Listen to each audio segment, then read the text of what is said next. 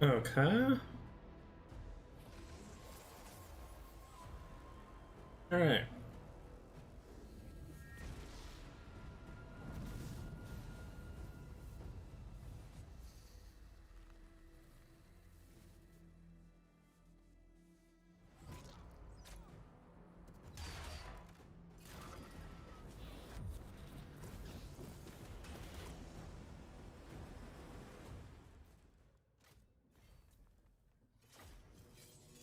All right. Gonna do a legendary difficulty. No chaos invasion, beastmen auto run here.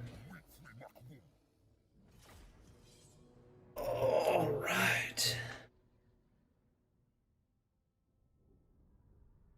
I've been focusing a lot lately on unmodded campaigns for the auto runs just to get a sort of baseline for what well, unmodded in the fact that I use mods to do the auto run. No mods in it.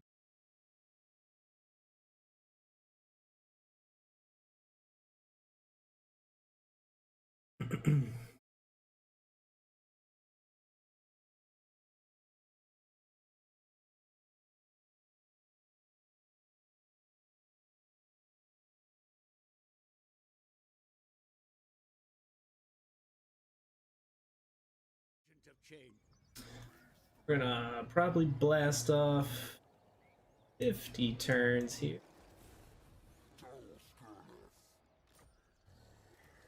Do 50 turns in round. These campaigns usually don't take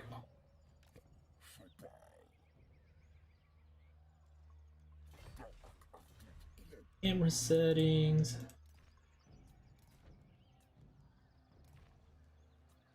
Off, off. This junk off.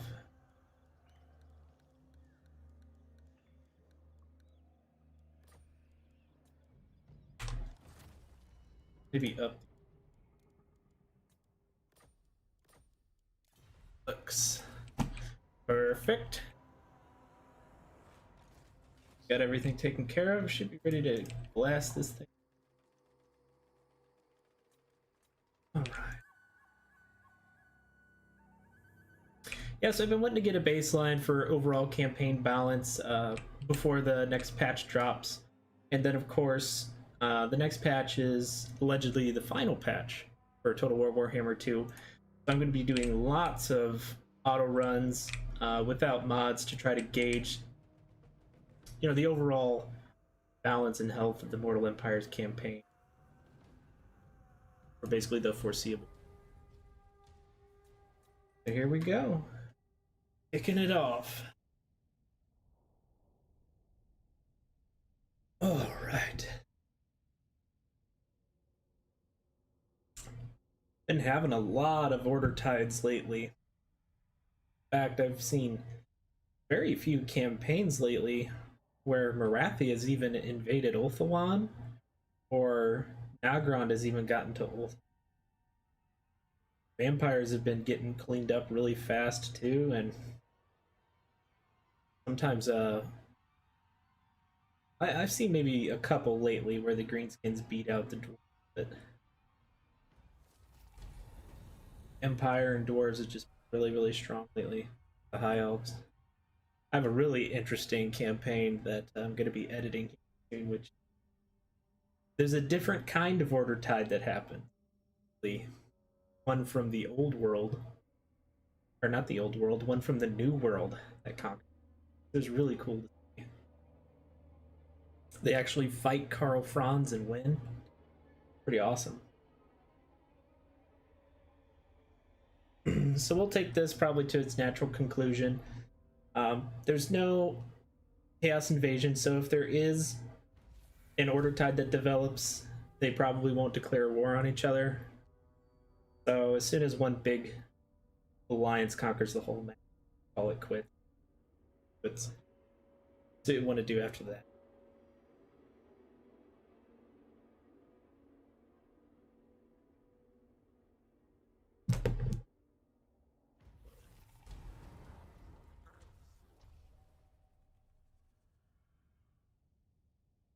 And Heimlings, were they the first faction to die? I can believe that. Ooh, Reichland going to war with Marienburg. That's good news for Corone.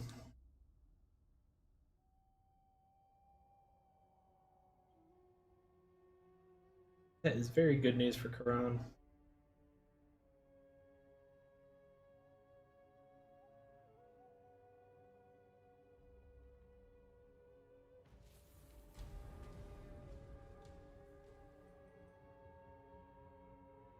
I think it's somewhere in the mid teens or maybe close to turn 20. Nagaron will. I think it's pretty much guaranteed Nagaron just confederates Hargoneth, period. Like, that's a guaranteed thing to happen. Okay, we've got Scabby Eye confederating the Bloody Hands. You see that a little too much, in my opinion. I think Wurzag should probably get a little preference on the western side of the Badlands here. I really feel like Wurzag should cover all this. Ultimately, it doesn't matter a whole lot as long as Grimgor confederate. Ooh, pardon me. As long as Grimgor confederates those minor greenskin factions, because he'll get Wurzag. That. It probably means that the minor greenskin faction over there is less likely to defeat Perikvar. We'll see if the Scabby Eye kill off the Teeth Snatches now. Something else I've been noticing is Grimgor is not going east to Karak Azul like he used to and killing them off, and I think that's really been biting him in the butt. I feel like there was a series of campaigns that I would be running. Grimgor would kill off the Red Fangs, and then he would immediately sprint east to do a Karak Azul because he doesn't start at war with Karazakarak. So we'll see if he does that here. Also, another faction I've been keeping my eye on a lot is Clan Rictus. Ever since that Stalk Stance nerf, Clan Rictus has been dying to the Forgebound. Absolutely pathetic. Rictus has been a playmaker in the past. He can ally with the Dark Elves, he can ally with Agarith, he can ally with Atep. He really, having a strong Clan Rictus is actually really healthy for Nagaron, because it can basically make that continent shift one way or the other.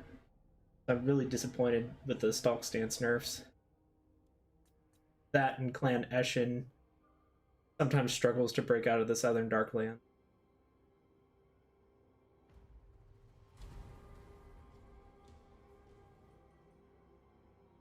See what we wind up with the wow, Cult of Pleasure dying so early. Saying, I've been it's been quite a few campaigns since I've seen her explode and like start invading old. That is awful. Died to the minor.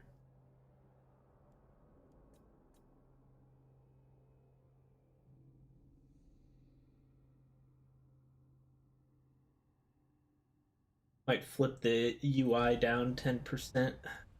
Looking a little too cluttered.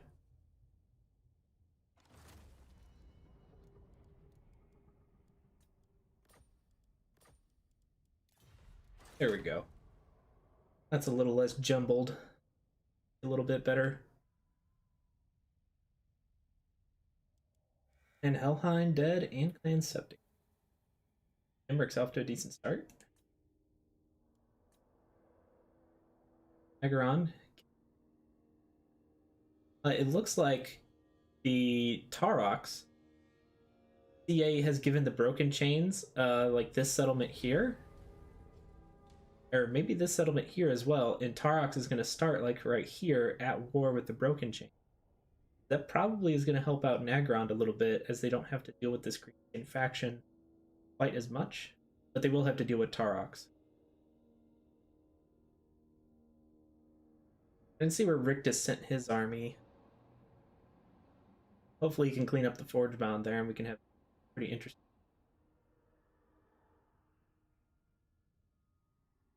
Venom dead? Of course. Okay.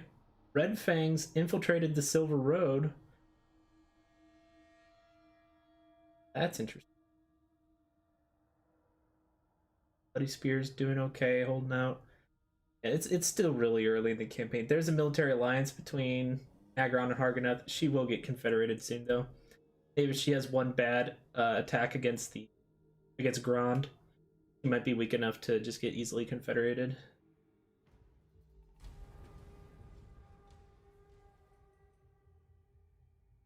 Gabby, I didn't kill off the T. Looks like they're dedicating all their forces up there to Barrackvar. Bad. Okay, Red Fangs are dead. The dwarves killed them off.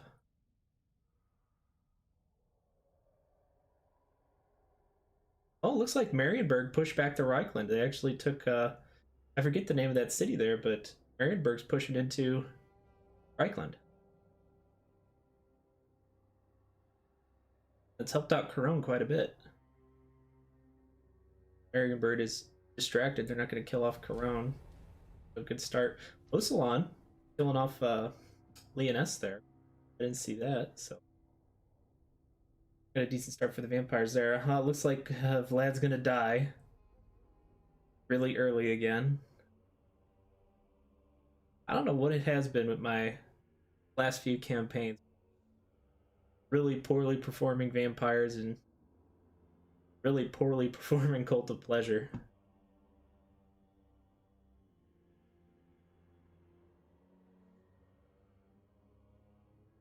I feel like there were almost like some stealth nerfs to certain factions. I'm gonna have to, when this new DLC drops, I'm gonna have to go back into all my mods. I'll make sure there's no funny business where I might have messed up some of the personalities tables or something like that. Maybe causing some of these abnormalities. Red Cloud dead. Okay. Rond is dead. So begins the battle between Eshin and Kalidor. Kai's dead. Ostermark dead. Yet look, there's Vlad dead. Dead to Sturland and probably Clan Ferric. He declares war. I'd say 95% of the time, his first turn, he declares war on Sturland and Clan Ferric. I don't know what compels him to declare war on two different factions on the same turn. It's enough to kill him. There's the Confederation of Harganeth.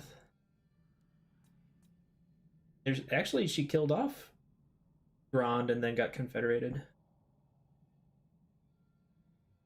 I wonder if it weakened her just enough to put her in that favorable threshold.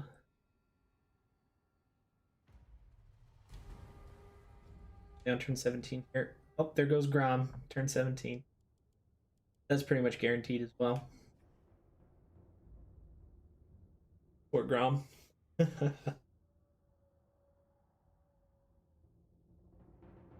Another reason I've been turning off the Chaos Invasion is, you know, I have been seeing that the evil factions were not doing so hot. All the Chaos Invasion really does is backdoor Naggarond and kill them off, and then the invasion over here gets wiped up and it galvanizes all the good factions to pretty much work with each other. So, and it makes Reichland confederate like crazy. So I just turned it off to give the evil factions more of a chance. Oh, it also is almost guaranteed to kill off Clan Molder.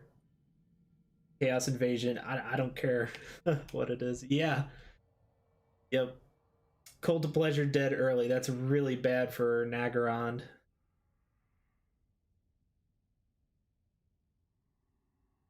It looks like Naggarond will probably try to kill off the Mung up here. He's working on the Broken Chains as well.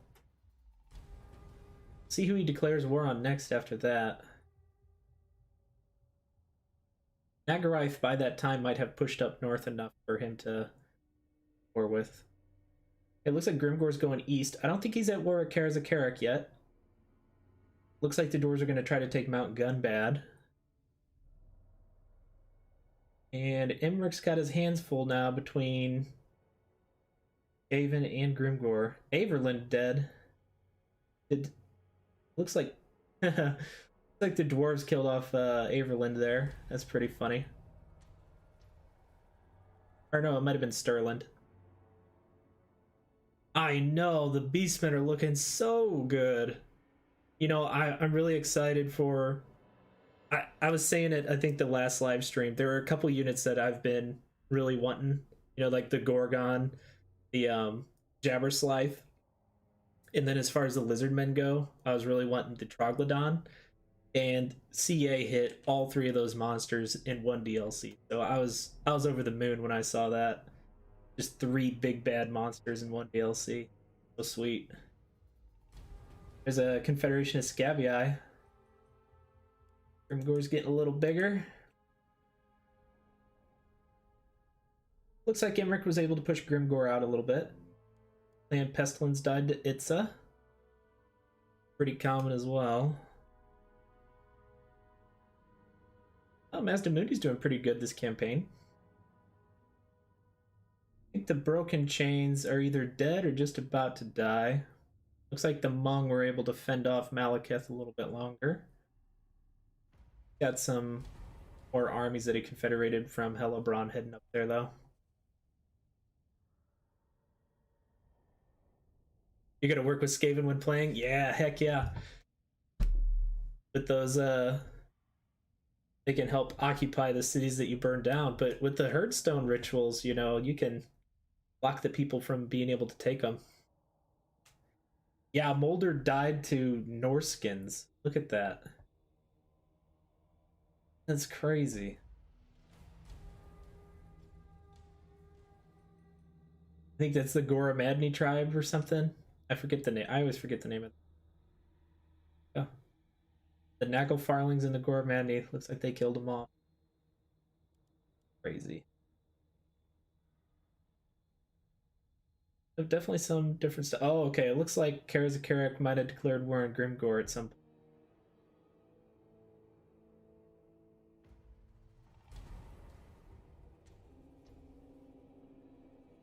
Interesting. Yeah, really early deaths for Cult of Pleasure and Clan Molder. Not boding well for the evil factions overall. Oh, Ricard's doing some good work against Marienburg here. Not too shabby. Now we'll see if he can take Marienburg proper.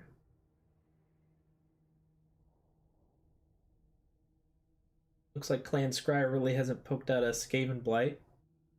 Or that Tobero there. Eric Hearn declaring war on Sylvain. Ooh, Imric's looking like he's in for a rough time. There's a lot of Clan Eshin pushing in.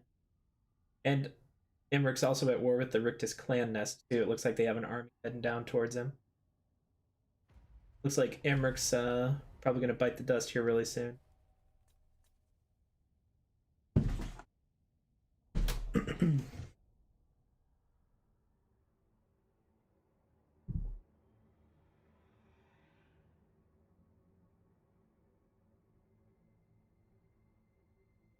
Look here, Felhart's got a couple cities down here. He might be able to kill off Teclis.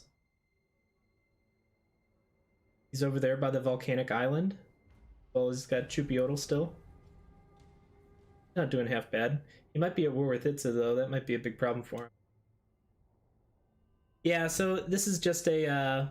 it's just legendary difficulty, no chaos invasion. I'm trying to get just a baseline of the overall campaign balance and health and stuff before the update, and then I'm going to continue to do the same thing afterwards.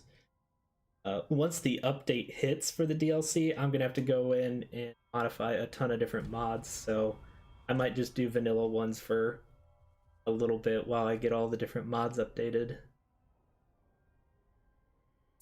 But yep, it's just standard. And since allegedly, you know, it's the last update for Total War Warhammer 2 that's supposed to come, I wanted to get a general idea, like I said, of the overall Mortal Empire's balance as it's going to be from this point forward. Sterling's dead now. Well, look at Dryka. Wow. Drika and the Golden Order put it to maybe Talabaclan too. Oh, that's really bad for Sylvania. So there are a couple. I use a mod that eliminates the clouds that flow over the map. I use a mod that lets me zoom out really far. I'll typically use a mod that disables the camera zoom to the chaos wastes when the chaos invasion occurs, but I don't need that one for this run. And then I use a very heavily altered campaign auto run mod that you can find on the workshop. I've made a lot of changes to it, just quality of life stuff, because it's actually the base mod on the workshop is from the perspective of chaos. So I've gone and I've changed it to Beastmen and done a lot of stuff to it to make it work for me. And then I think there's a fourth one, but I can't quite remember it right now. Oh, yeah, just a Fog of War Disabler. So if you're using that campaign auto run mod, it only disables Fog of War when it's your turn. You'll get brief flashes of all the armies on the map, but if you want to see all the armies move every single turn, you're going to have to toggle the Fog of War off. And that should be it. And then from there, you know, if you do like OVN or some of the other like overhaul mods and stuff like that, some of them will work downloaded straight from the workshop, but I'd say a large majority of them I've had to go into the mods and make some tweaks in order to get them to work. But yeah, that's about it.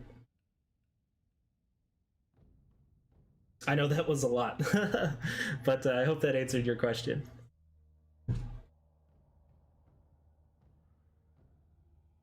Look at Visenland getting down in here. It should be called Campaign Auto Run. It looks like a picture of a robot.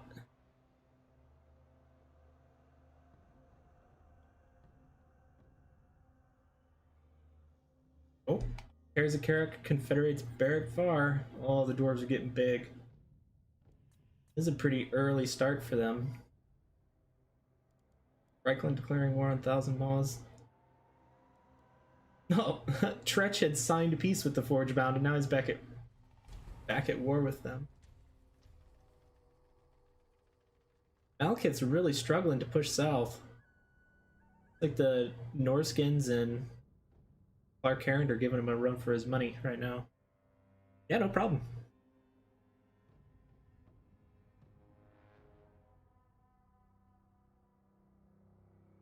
Musalon claiming another victim, this time killing off Baston.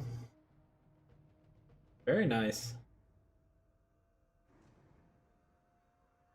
I wonder if the Red Duke is at war with Bordelot yet. Afik is dead. Yvresse killed them off. Looks like Tyrion might be at war with Eltharion as well. Tyrion might be coming to kill him off. Looks like Tyrion is at war with Averlorn as well. Tyrion's just claiming Ulthuan by force. There goes Imric. And also there goes Arkin the Black. Oh, looks like Dwarves and Bretonnians killed off Arkin. Right. So if Grimgor is not at war with Eshin, then Grimgor might stand a chance against the dwarves still. But if Grimgor's at war with both the Skaven and dwarves here, he's probably just going to get eliminated quickly. Soul Smasher's dead. It looks like Corone burned down Massive Oracle. Look at all that. Drika had all those cities, and they got cleaned up really quick. You still just got, I think, is that Averland right there? Capital? I think that's all she has. Forgebound dead. Oh, Rictus pulling through. The reversal. This doesn't happen often. A lot of times Forgebound will just kill off clan. So I'm glad to see.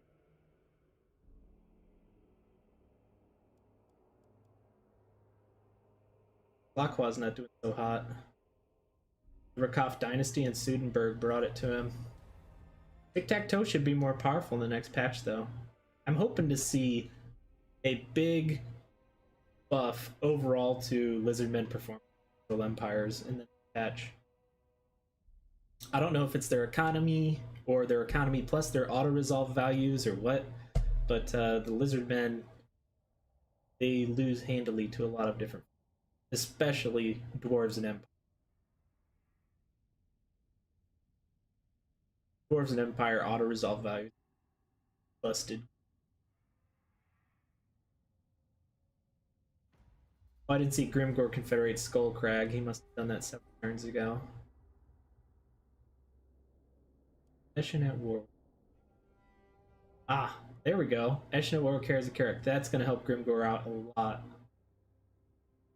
Now if the Rictus Clan Nest can do the same thing, Grimgor might be able to stand a chance here.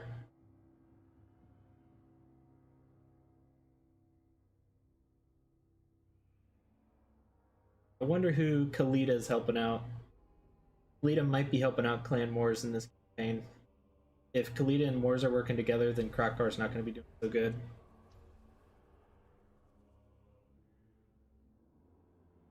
Ooh, Alkith is pushing south now. Looks like he gave up on the Hmong.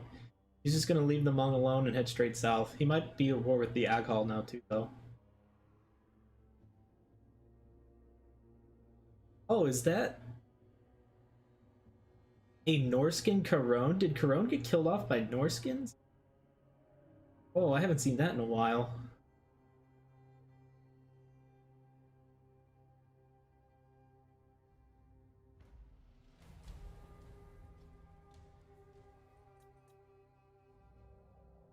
Looks like Sylvania's finally pushing out. A little bit of Ostermark there. The war with Draika is not hurting them too bad. Clan Wars declaring war on Carrick Zorn. Yeah, with the new update having a legendary dwarf down here, I'm not sure how Clan Wars is going to do anymore. We'll see how Thoric really shakes up the balance down there. I got a bad feeling though that with another legendary dwarf down there, he's going to push up, conquer this whole area, and threaten Grimgor's south side, while the Karazakarak is pushing down from the north. I think Grimgor is going to get pincered pretty hard, and if you, well, we'll see. All speculation at this point. Rictus making a move on Nagarath now that he's conquered his home province. I thought with Marathi dying so early, Nagarath would have expanded more. But it looks like they might have declared war on Katep, who probably has an alliance with the Heralds of Ariel here. So I think Althanar is probably fighting Toon and Wood Elves at the same time. That's not very... that's pretty common. Pretty common. Strange Sildra Tor is still alive, though.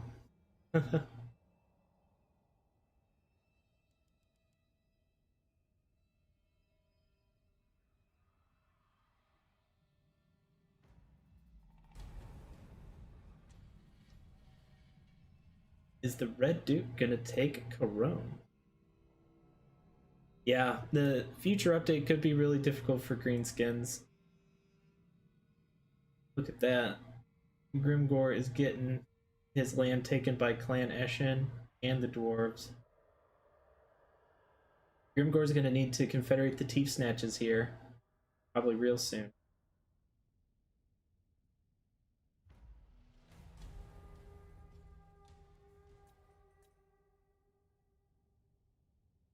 Like the Rictus clan nest might be at war with the Lamian system.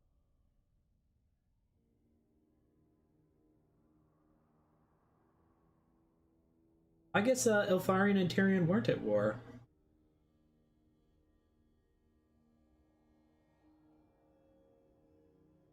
Still have Tyrannoc, Calador, Illyrian. Oh, Safri was killed off. Rogue Army. Oh my gosh, that's Vashnar's Conquest. Oh, that's really bad for the Hunt Marshal.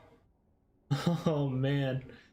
That's also really bad for the Lizardmen too once the Hunt Marshal's dead.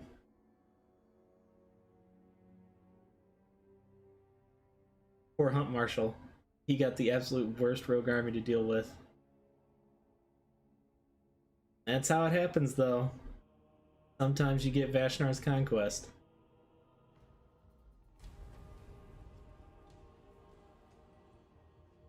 Oh, Paravan. Looks like they took Baston from the Red Duke.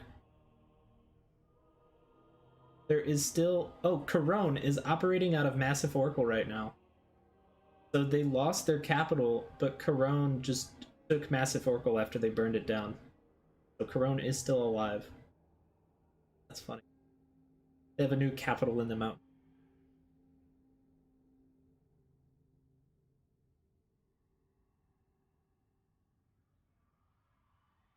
Clan Rictus took that city from the Lamian Sisterhood. See if they push up and take their capital there. Oh, Nagron declaring war on both Katep and Tretch. They must have had a military alliance. So Tretch and Katep were probably working together to fight Nagaraith.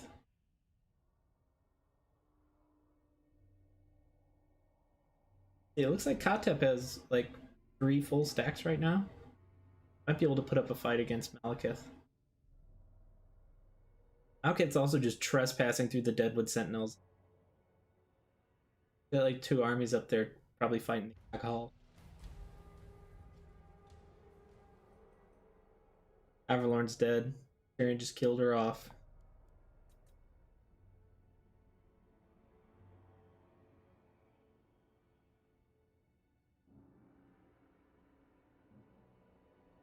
Grimgor's on survival mode right now. There are a lot of dwarves coming in. With Silver Road and Mount Gunbad, they're probably pumping out some serious armies. Clan Angrind is pushing east too. Belagar's probably going to make a run for Carrick 8 Peaks real soon.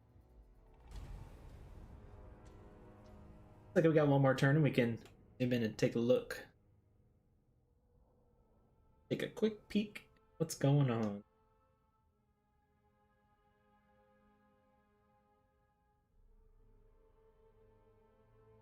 I wasn't paying attention to the Reichland. Looks like they resecured Reichland and took all of Marienburg. They're probably rolling in some dough now.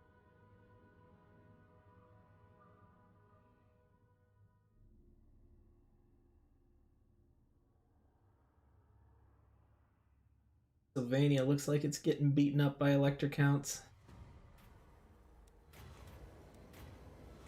Gotta click through all these things. We'll do a quick zoom around and then kick it back off another.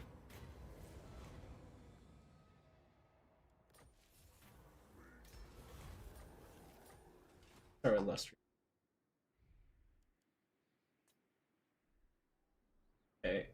Well, Lokir was doing good, but now it looks like he's pretty much dead. He must have picked too many fights with Lizardmen. Necklace. Vashnar. Well, the Hunt Marshal has 3 armies. He might be able to fight off Vashnar's con.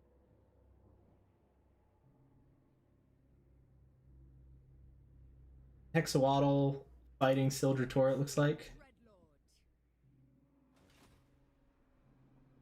Tyrion, who are you fighting?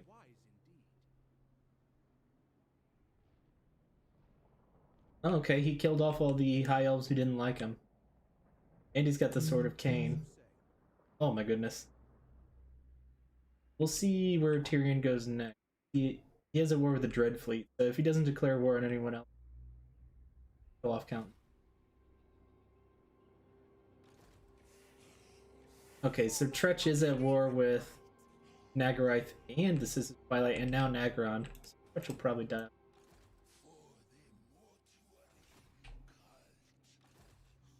Yep. Katep's at war with Nagron and Nagron.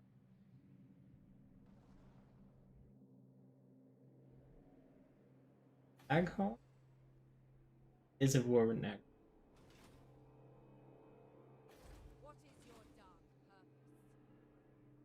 Ruslan at war with Corone. Lots of Bretonians coming in. Got Rakarth up here in Norska, but Rakarth is at war with Wulfric and at war with the Bjornlings. get booted out of there.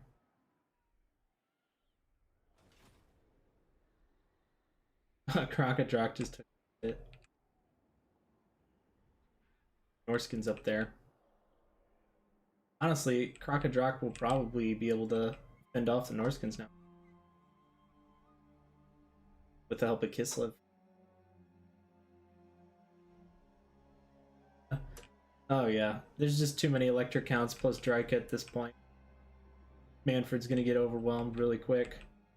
Because he's probably at war on all sides. Yep, Ostland, Talabacland, Zulfbar, not at war with Clan Ferric, also at war with Karak Kadrin. Vampires have it so rough. Bone Splitters took Berg. Kemmler's lobotomized AI is just...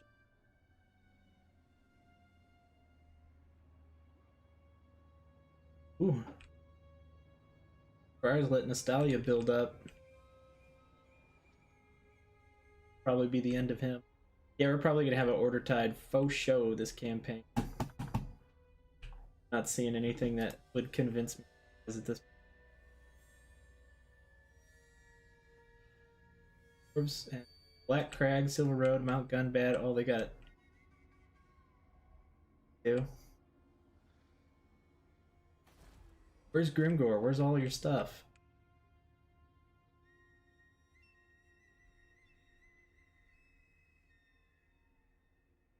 Grimgor's in real bad shape.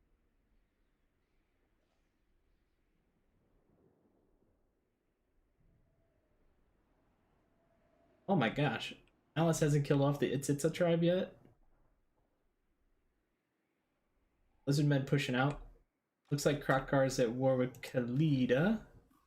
Khalida didn't make any alliances. So Krokkar and friends might kill off Khalida and then start moving on to kill off Clan Morris.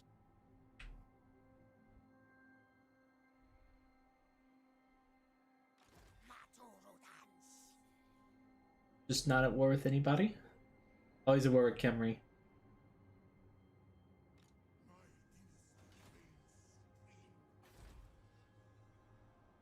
That Khemri might get killed off as well. Good grief. See where this goes. Yep, sounds good. Thanks for stopping by, Shreds. I agree, yeah, it's looking like Order Tide. Put it right there. Take it off.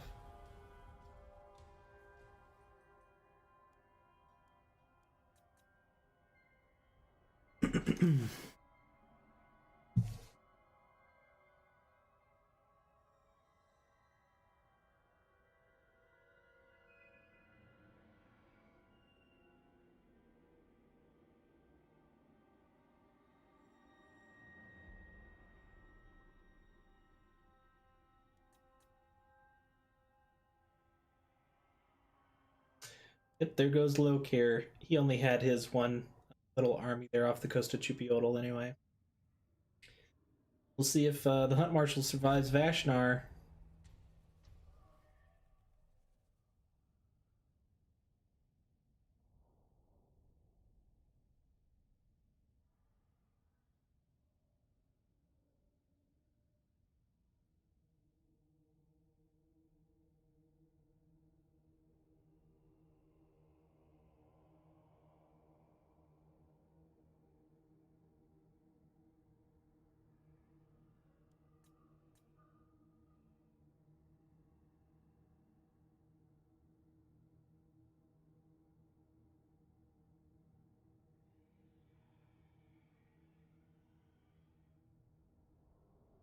Ooh, Nagron's making quick work of Rictus.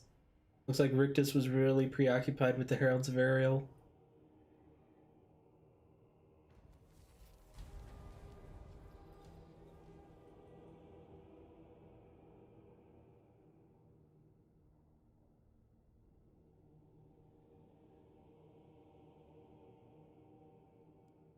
Yornling's signing peace for Rakarth? The Reikland sailing up to Norska to take a city from Rakarth?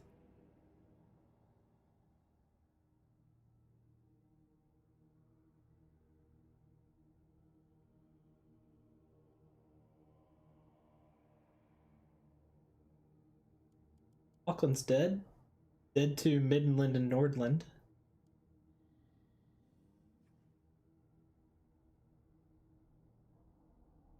Looks like Malekith's about to take Hotek's column there. And another army headed south to the Blue Folds. Even the last defender's getting in against Grimgor.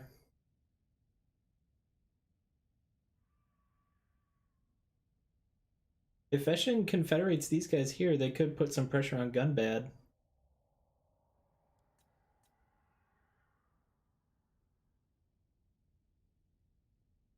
Okay.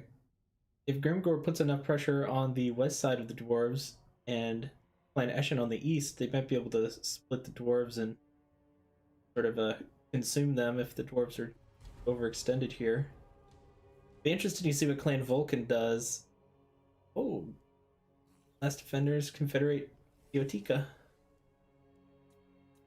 Krokgar's got his whole pocket down.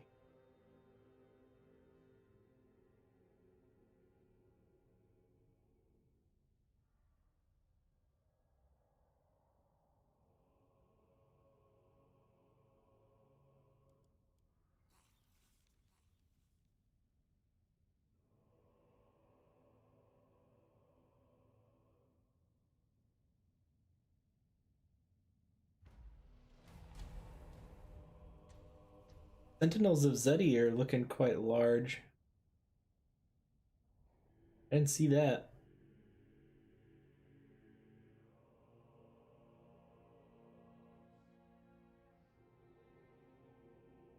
You might have to fight Vashnar's conquest soon if the Hunt Marshal's unable to kill him. Asdamundi is so reluctant to confederate, it feels like. There goes the creeping death. Dead to the border princes, I think? Probably.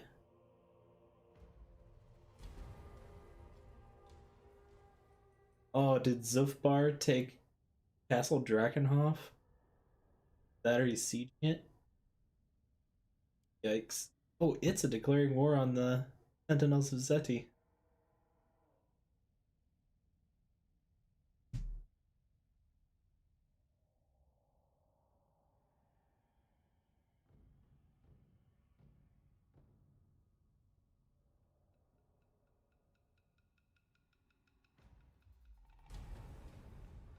Okay.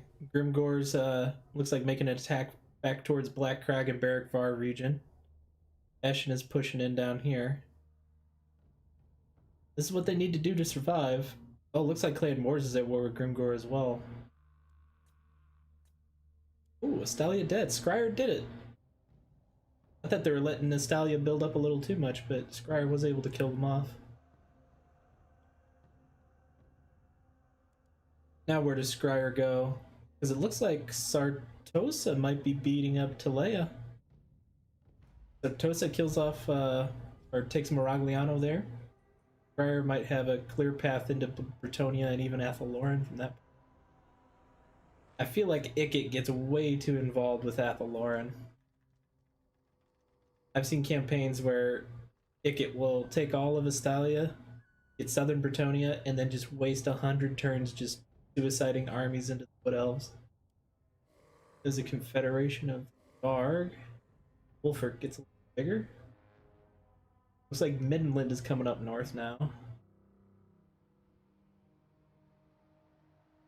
The rest of the elector counts are quite large, so any confederation for the Reichland at this point is going to accelerate this campaign into an order tide. The elector counts are getting really strong. See, Visenland has like 8 cities. Talabacland looks like it has 3, 4, 5, maybe 6. Osland has 7. Midland and Nordland are doing well still. The Wood Elf Confederation.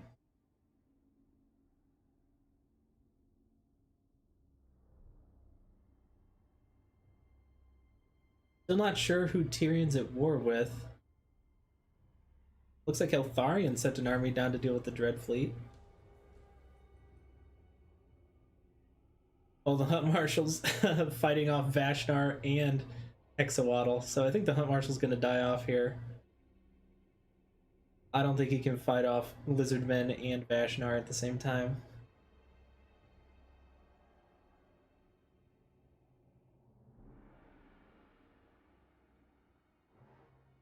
Oh, looks like Orion came out to attack Carcassonne there. They did take the capital.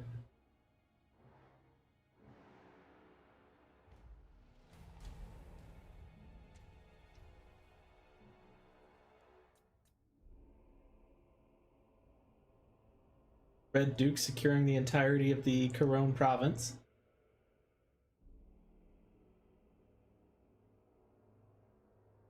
Sylvania down to just one or two cities. I can't quite tell if they still have Castle Drakenhof. My Carrick Hearn destroyed. It looks like the Golden Order killed them off.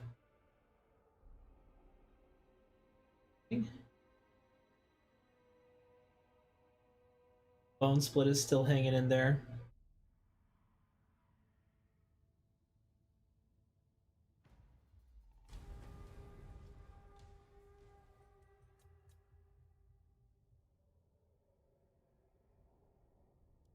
It's doing a Rite of Primeval Glory. It looks like it might be taking some cities from the Sentinels of Zeti.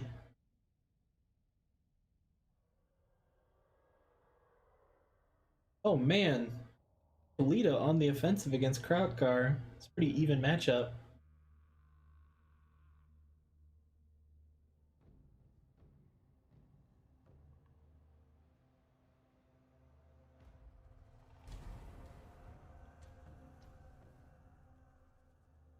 Friar might be sieging Miragliano here. That'd be a really strong capture for him.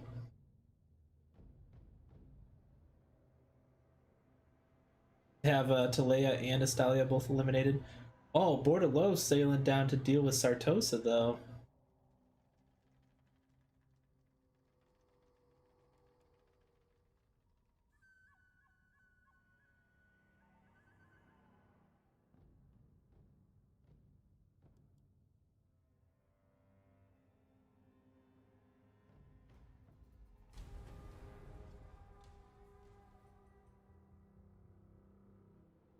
Where are all of Malekith's? Oh, looks like Malekith's sending a lot of military might down south here. And Katep is just pushing up through the mountains and just gonna backdoor him.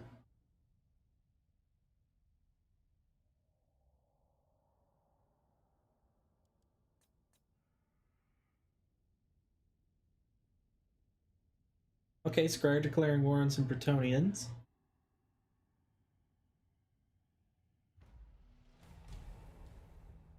Looks like Sartosa might have taken Miragliano there. So Talea might die off here. That army is very small, and it looks like they'll probably just suicide into a nearby army.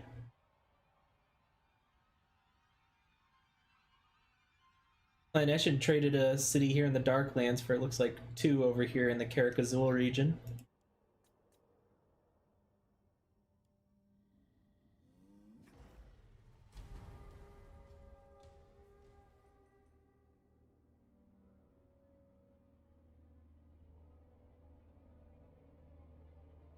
There's Talea destroyed.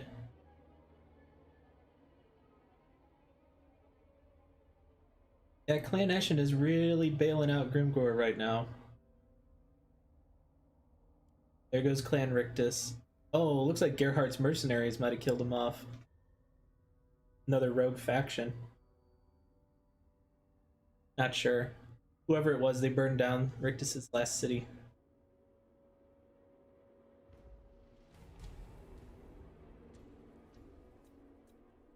So Nagaraith reduced to Arnheim. Oh, there's Hrothgar declaring war on Moors. While he's still desperately struggling against Khalida. I'll never understand this. AI fighting a, pretty even war and deciding to declare war even though it can't handle it. Not very good decision making if you ask me.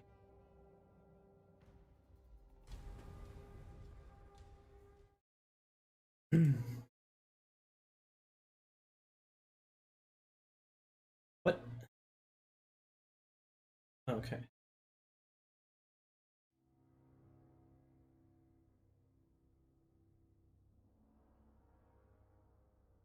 Ooh, is the Red Duke at war with Reichland now? Reichland might be taking Corone. Looks like Paravon's making a move towards the Corone region as well.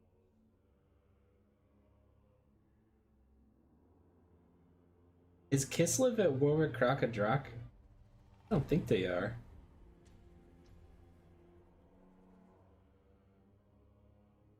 Oh, Eltharion killed off Trace. We still have Illyrian and Tyrannok and Kalidor still. It's strange seeing Kalidor alive at this point. Oh, there's Clan Angren making a run for Carrick Peaks. So they got 3 armies.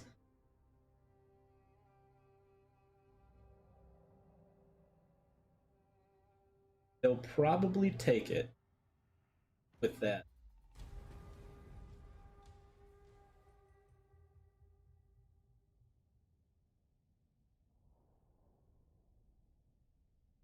Clan Angren takes Carrick Peaks. They explode in power. They'll probably start dominating this area if they do that.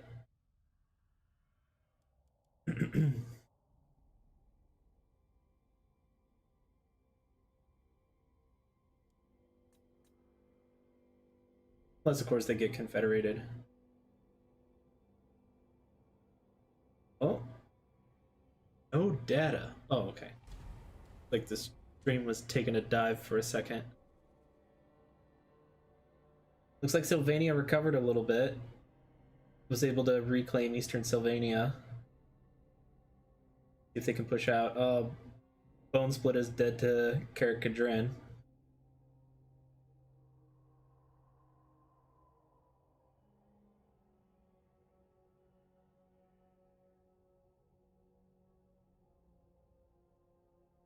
Looks like the Deadwood Sentinels are going to kill off the Hmong up there. That'll be a good confederation for Malekith at some point. Decides to take it. Ah, Miles killed off the Itzitza as well.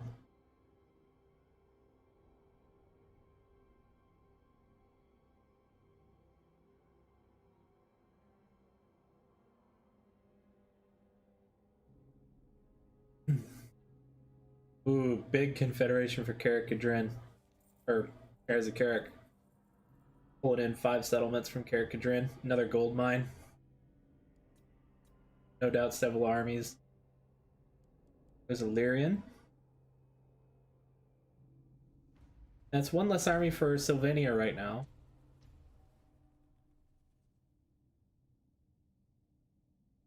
Sylvania will probably stupidly declare war on the dwarves, though.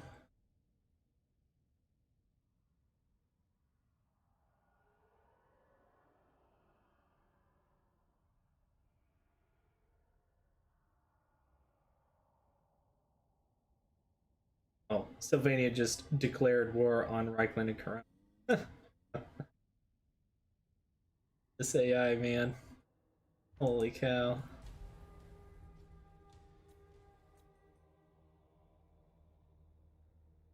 Tyrion's just killing off all the high elves. He's not even confederating.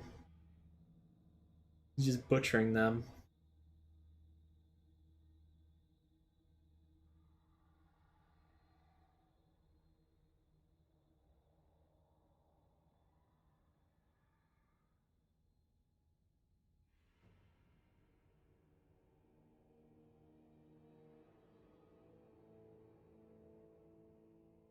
Van Eschen retook the southern Darklands there, pushing well west. We'll see how this offensive does once all of the armies that Karazakarak just got get south. Karazakarak got a lot of armies up here that'll probably just all come in straight south.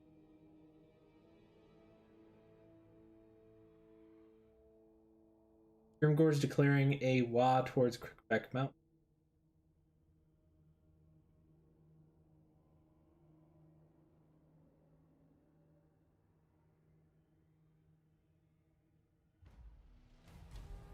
Did Clan Vulcan take Carrot Gate Peak?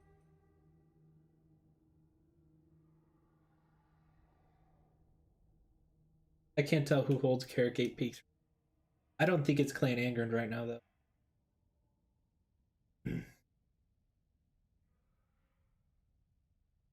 Oh, it is Clan Angren.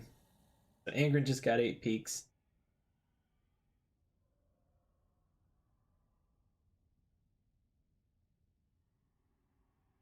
Bad news for the Skaven and for the Greenskin.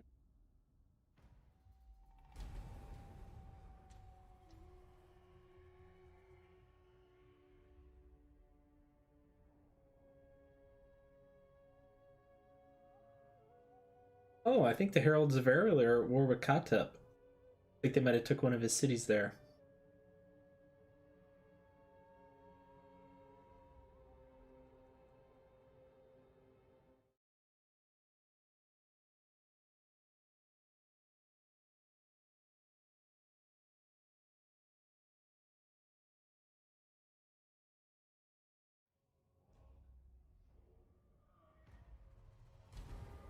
Oh, Sylvania retaking Templehof.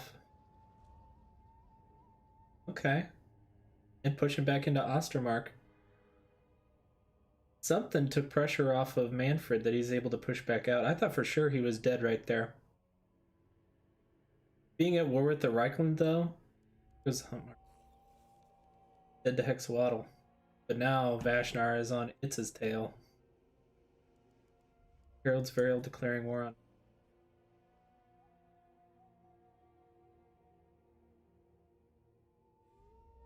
Malekith has a lot to clean up here.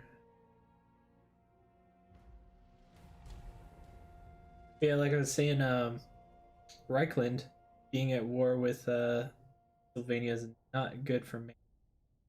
One big confederation for the Reichland, and it's going to be much all over for Sylvania. Oh, the Bone Splitters aren't dead. Some armies of theirs here in the middle of the Empire. Okay. Somehow survived by taking that. It's some part of Stirland, it looks like. Yeah, the western city of Stirland.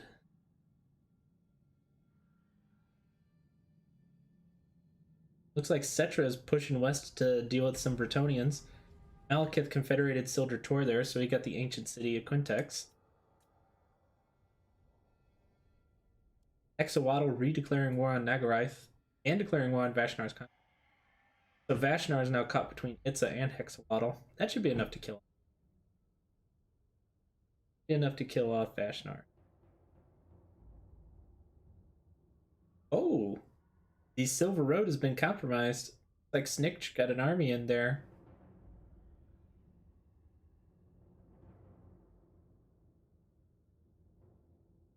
Oh, and is Carrot Gate Peaks under siege? Or is that Clan Eshin army just passing through? Up soon. Yeah, Karazakharik's being beset on all sides here in the Badlands. Fortunately for Grimgor, he is also being beset on all sides by all different Skaven. We haven't seen a Clan Eshin snap there if Clan Eshin decides to use plunge into aim.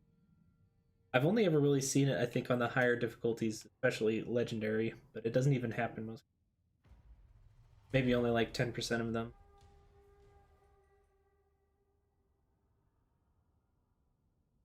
But know who Tyrion's at war with. Besides probably Count Knock.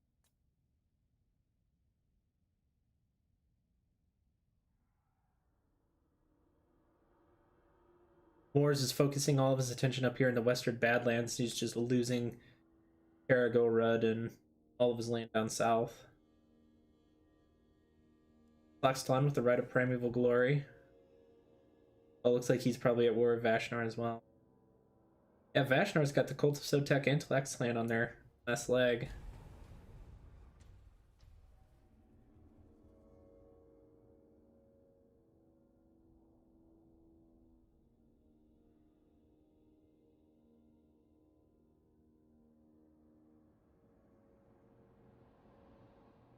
I should have retaken Black Crag there, but it looks like there's another dwarf army coming in to take it. The Eshin army in the Silver Road is also looking pretty beat up. There's like 1, 2, 3, 4 dwarf stacks here. Push back out. Thief Snatches are dead. Clan Vulcan killed them off.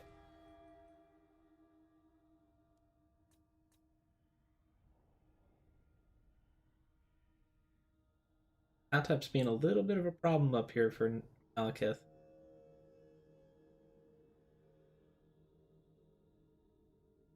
We got the Golden Order all the way up here in Hawkland. Oh, Rictus Clan Nest pulled the trigger on the dwarves and border princes.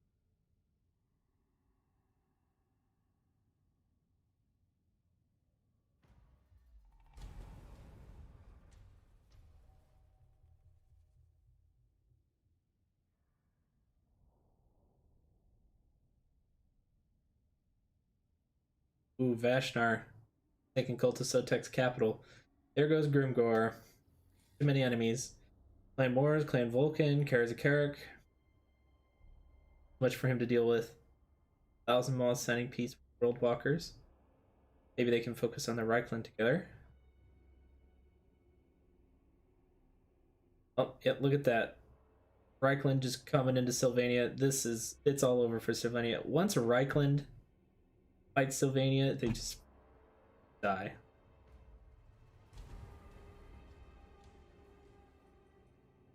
Reichland will kill off Sylvania, then they'll start confederating all these elector counts, and then pretty much game over at that point.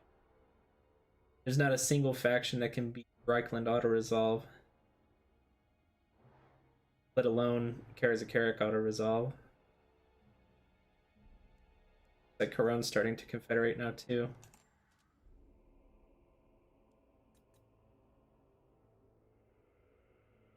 If Karon picks up these errantry states before they get killed off, it's going to be a huge power spike for Karon.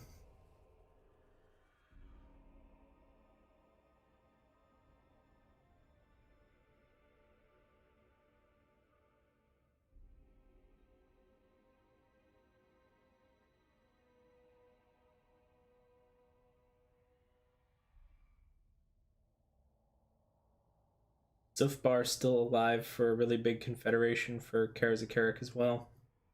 Same with Clan Angrand.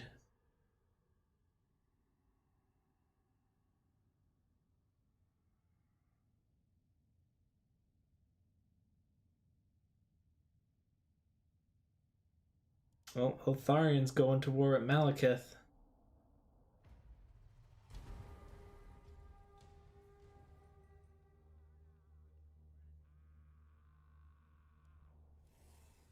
Sentinels of Zedi are dead. Now Itza's gonna focus on Vashnar.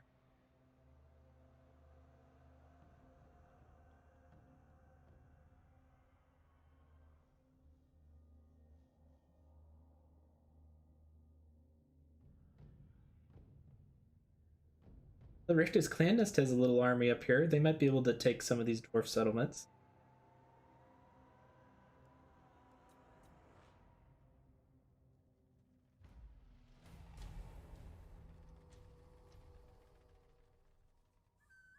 Oh, yeah, look at Tyrion and Eltharion. They're just sending tons of armies up here to invade, like, Hotek's column area.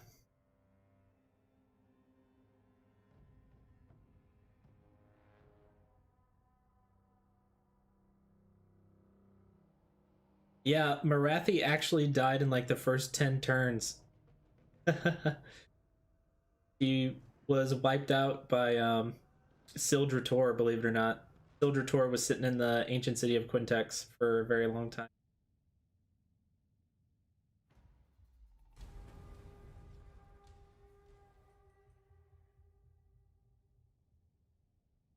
That's definitely looking like an order, Tad. Especially with Sylvania pretty much dead now.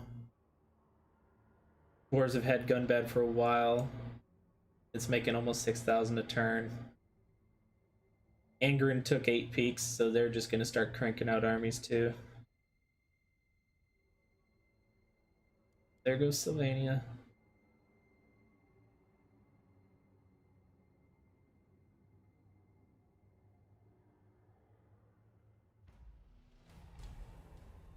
Yeah, yeah, definitely. I'm really interested to see what the new Beastmen, and I'm also interested to see if the Lizardmen AI gets any buffs with the update, having some of their units a lower tier as well as some of the new Lizardmen are able to win some more of their matchups.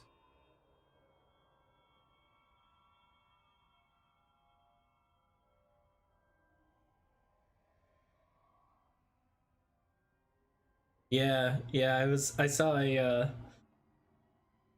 thing on Reddit as well as the live stream of Legend of Total War, just doing like 27 battles in a single turn. Basically, went from Hotek's column all the way up through Nagron into basically the Palace of Ruin up here, all in a single turn, burning everything down and killing everybody. Yeah, Tarox looks pretty good.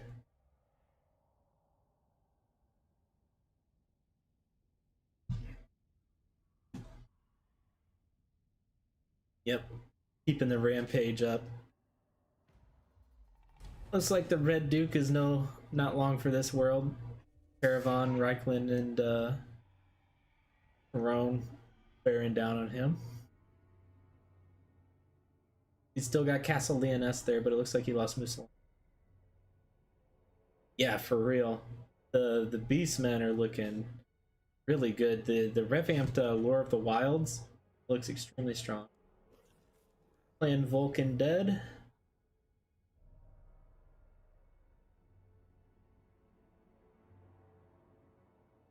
Hey, Rictus Clan Nest took a city, but they lost a city. Eltharion pushing into Malekith up there.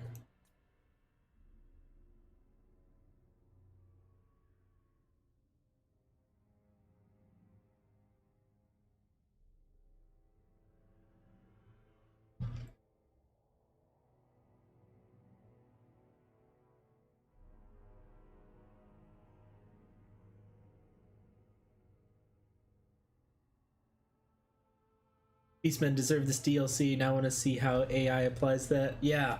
Um, from what I've gathered, the AI Beastmen major factions like Melagor, Tarox, Kazrak, and Morgur should be able to erect herd stones, but from what I've heard, they still get dunked on pretty hard.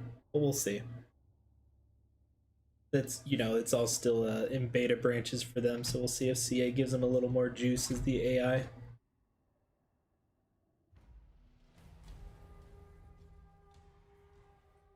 I'd love to see huge sections of the middle of the Empire just get burned down by Beastmen. Yeah, Malagor looks insane. That constant flock of doom around him while he's in combat is pretty busted. Musalon dies, and then Karone just confederates Paravan, so Karone is now pretty large.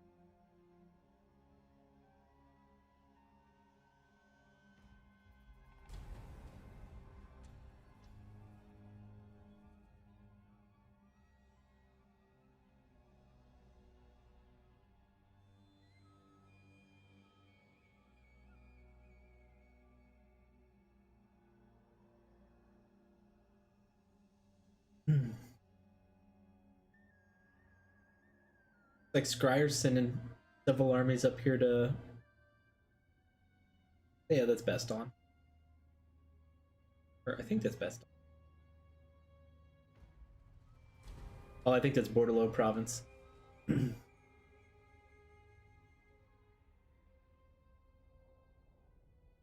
Oh, Malekith kicked the High Elves off. Yeah, no, I think Malekith's in trouble. He's at war with the Heralds of Ariel. Hotep's sort of backdooring him, and he's at war with both Ivras and Eotine at the same time. He's kind of surrounded. He could. Oh, he's also at war with the Ag Hall, but it looks like he killed them off. So his armies are heading back down south.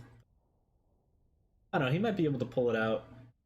Thing is, say Malekith even wins Nagorond and starts to take Ulthuan, Malekith can't fight Karl Franz and Karazakarik. He'll just lose. The Empire beats everyone in auto resolve.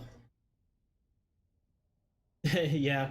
Well, Rikarth at one point he had pieces of Marienburg, and Rikarth also had a little bit of Norska up there, but he's been at war with quite a few different people.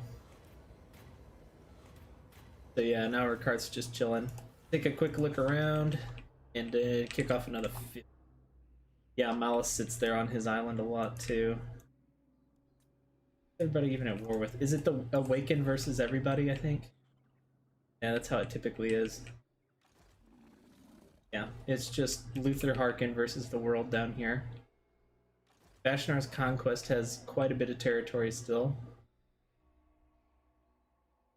Fighting off all the lizard men. Oh, Eotine must have confederated Tiranoc while I wasn't looking. Althanar's still hanging in there. Eotine, Everest. Okay. Oh, it looks like Malekith had taken the on a board.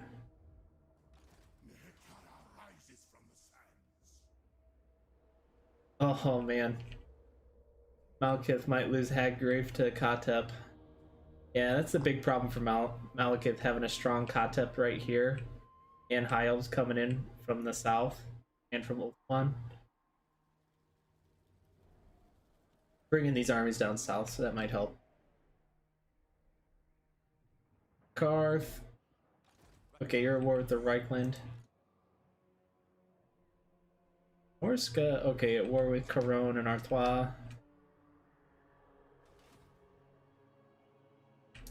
We'll see what happens here.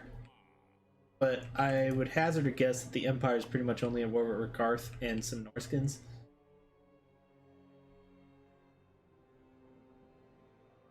Who's Dreka fighting? Dreka's at war with Ostland. Okay. Nobody else? Elves. At war with Scryer. Yeah, Scryer's probably gonna get dunked on. Haven Blight's under siege by Wood Elves. Down here. Look at all the dwarf armies. 1, 2, 3, 4, 5, 6, 7, 8, 9, 10, 11 dwarf armies.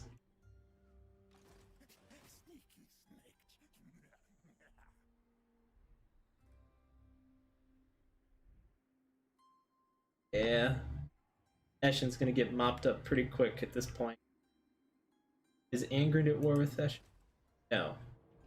Is Angrind at war? Tartosa and the Rictus. Reichland. Yeah, Norskin, Argolon, and doing the Gotrek exploit. Yeah.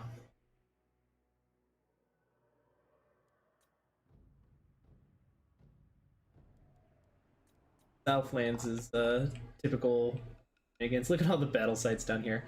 All the Tomb Kings, there's just everywhere. Emery looks like it's getting or about to be killed off by a bunch of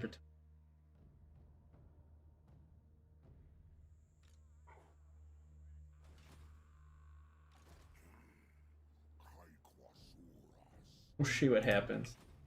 Usually conflicts go unresolved in the Southlands and some huge faction comes in and just kills everybody.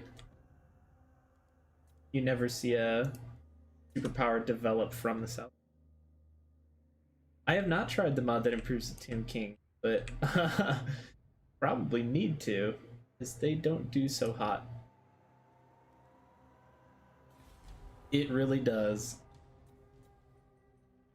I'm hoping, you know, once the DLC drops, I'm planning on doing several completely unmodded campaigns, sort of see where the balance lies, you know, get what I think I want to do is like, you know, easy, normal, hard, very hard, and legendary campaigns each with the various levels of chaos invasion, sort of draw a conclusion of what the campaign balance is like, and then from there make some determinations of what factions need some love and factions are overperforming. That's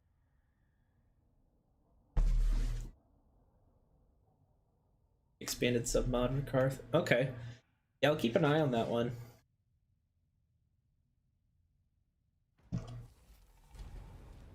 We'll see how they do in the next DLC. I mean, it's very possible that they just don't get any update or any change to their AI with this DLC. Oh, interesting. New buildings and slave mechanics to make gold. That's pretty cool.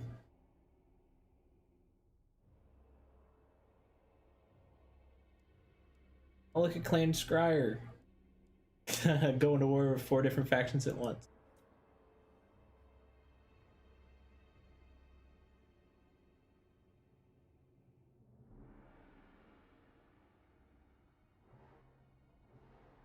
Ritual to increase. Oh wow, that's a lot.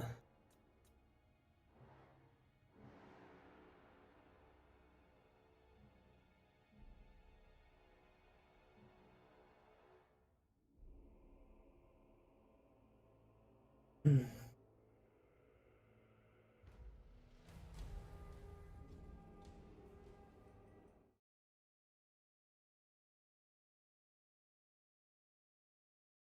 Yeah, you do. You definitely have limited heroes as the Tomb Kings. Pretty much only from your tech tree. Yeah, yeah. Meanwhile, other factions like Vampire Counts and stuff like that have pretty much infinite heroes to the cap.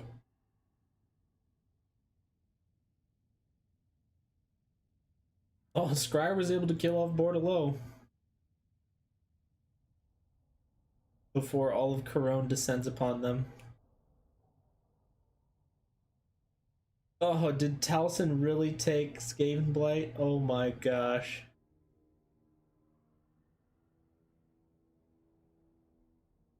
That's omega sad.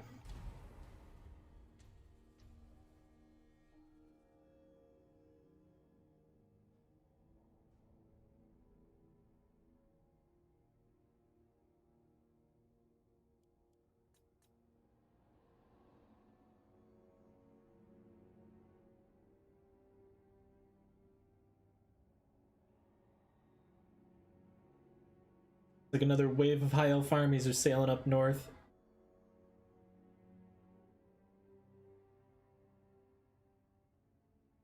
Need canoptic jars and 3 types of tradable resources, and it gives attendant that gives +1 type of hero. Pretty hard to balance. Interesting.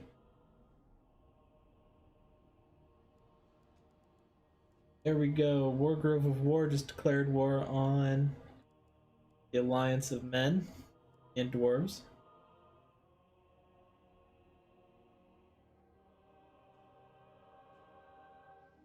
Clan Ferric killed off by Zufbar.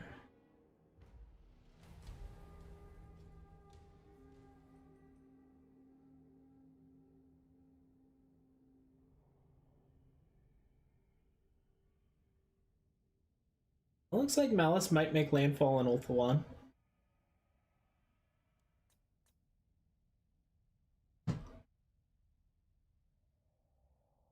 Loving it so much right now. Archon with the new tech tree. Nice. Yeah, I like to play Archon the Black too. I like his vampire counts units that he gets.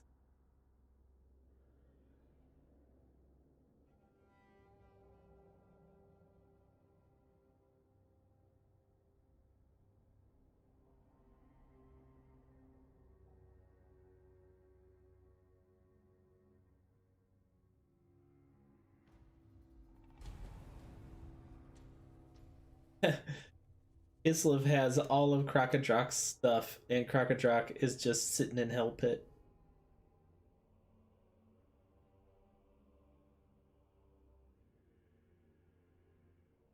Oh wow, you can get Vampire Coast units too? That's pretty cool. What units from Vampire Coast can you get?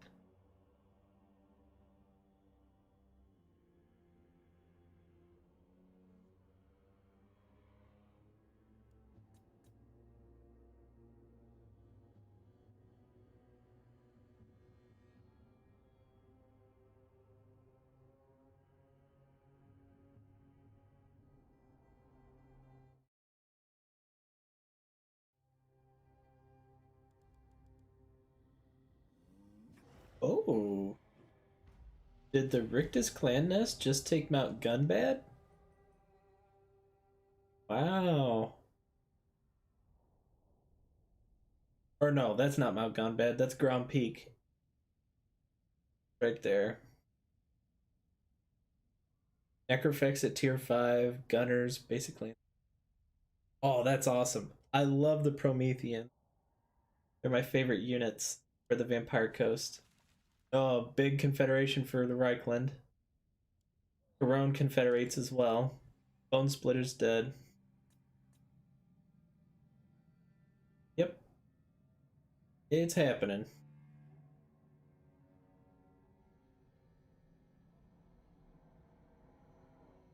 Rictus Clanus was able to do a little work up here in the north, but it's not going to be anywhere near enough.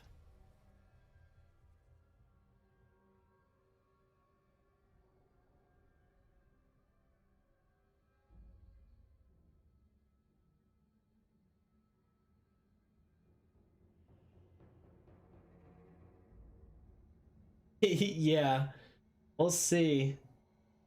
If Eshin snaps somebody, things could get interesting, but he doesn't do it very often. I feel like Eshin only ever snaps like 10% of the time.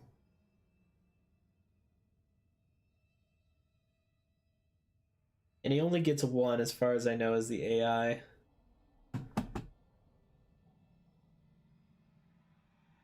Yeah. The most I always see him snap Grimgore. If the AI does it, it snaps Grimgore, I feel like. It's sad.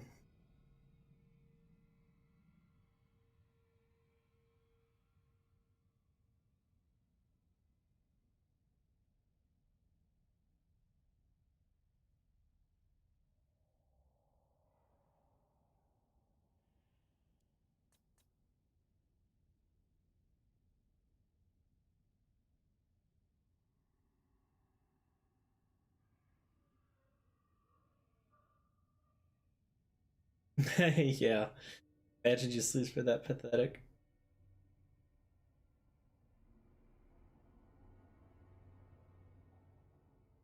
Oh yeah, lots of dwarves just coming right into Eshin's land. Eshin has an army back behind them though, so that might distract them.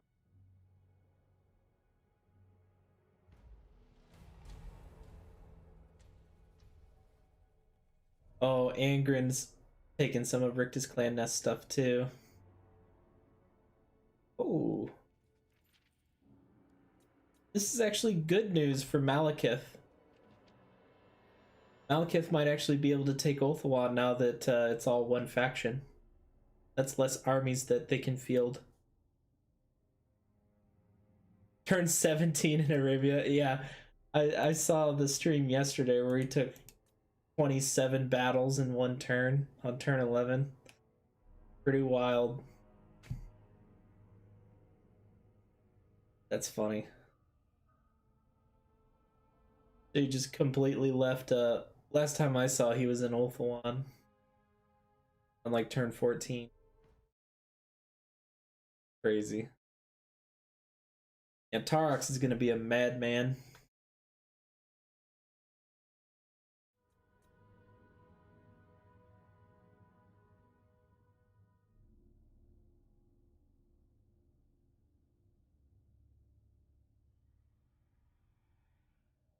Wiped all of Ulthuan in 2 turns. Holy moly.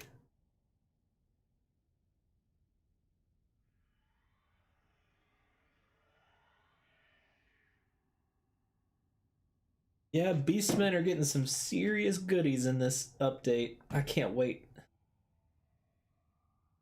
Cannot wait for Jabberslythe and Gorgons.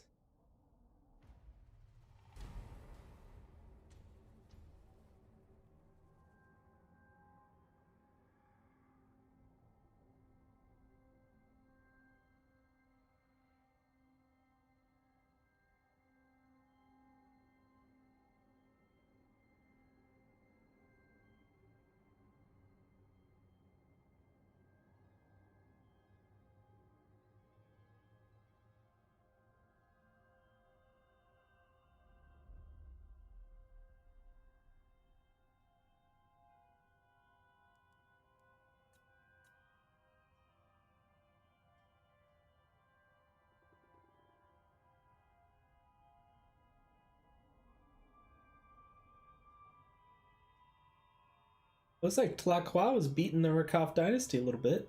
Khemri is fighting back too. Yep, I hear you there. And you know what's really sad about the ambush nerf? Is Clan Rictus is the hardest hit of all of them. Rictus loses so often to the Forgebound now. It's just pathetic. And sometimes Eshin can't even beat Pigbarter. It's really bad. Skaven got nerfed way too hard. Oh, and in this campaign, Elpit lost to Krokodrak and Kislev. So it's pretty bad. Yeah, well, Pestilence wasn't even doing well even before the nerf. It's as always pretty much there were a couple breakout campaigns I've seen for Pestilence. I don't know what has to go right for them for that to happen, but I'd say a large majority of campaigns, even before the nerf, Itza would just crush them. But now it's pretty much guaranteed Itza kills them off. Bad. Yeah, the only Skaven I see do pretty well are Scryer and Molder, but they're both in pretty interesting predicaments. Eshin can still do okay.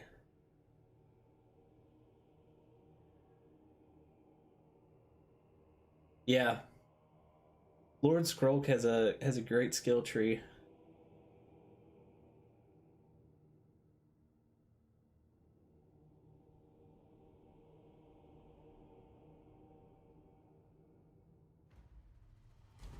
Yeah, you can make pretty early contact with Skrolk with those clan contracts. It helps out a lot.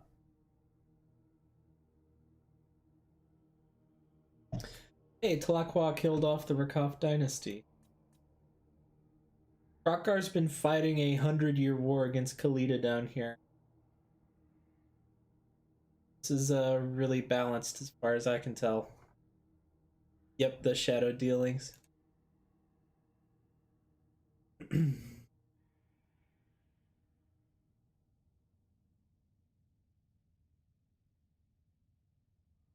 Bashnar's conquest hasn't lost any ground. Getting bigger. Zufbar going to war now against the Skaven. Rictus clan nest is about to die. Third Warwick Karazakara clan Angrin and Zufbar now. They're toast. It looks like Malekith took a gate here. He's sailing down to Tiranoc, it looks like. An alliance between men and dwarves. This is pretty much game over at this point, but I'll play it out.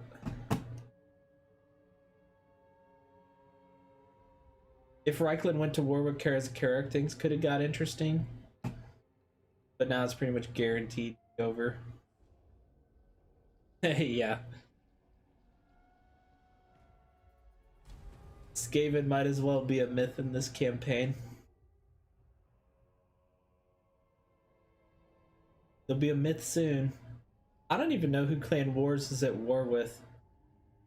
I think it's just Carrick Zorn and Krokkar, but Krokkar isn't even able to get to them. So a minor dwarf faction is just fighting back Clan Wars.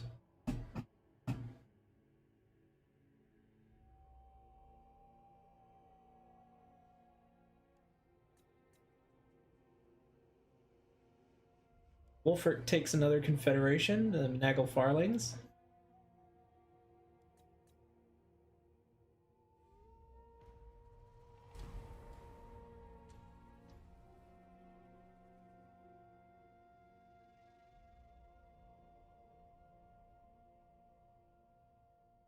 Yeah, they used to do really well.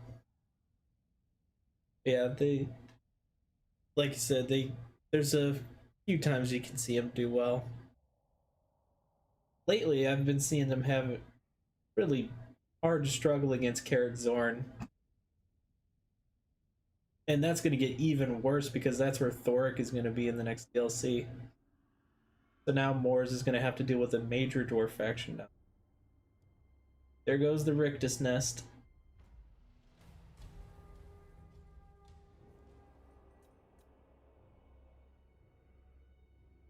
Oh, they're Warwick Kemri. Doesn't? I'm trying to tell. I don't think they are. I think Kemri's fighting off all these Bretonnians and lizards.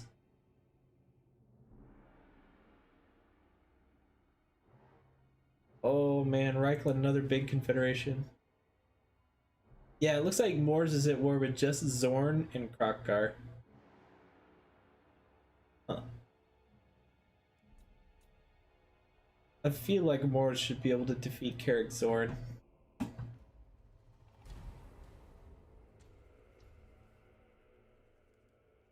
Another confederation for Tyrion.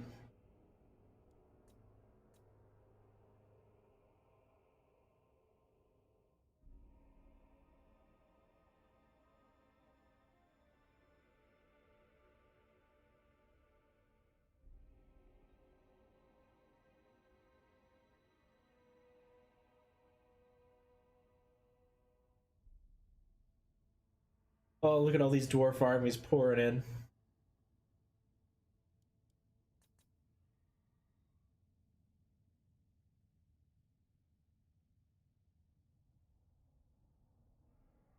Yep.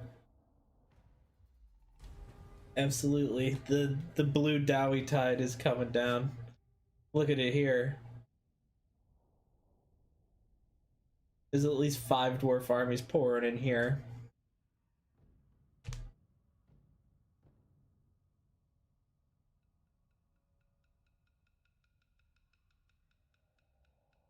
I can't believe Clan Gretus is still alive. I don't even know what Gretus is doing up here.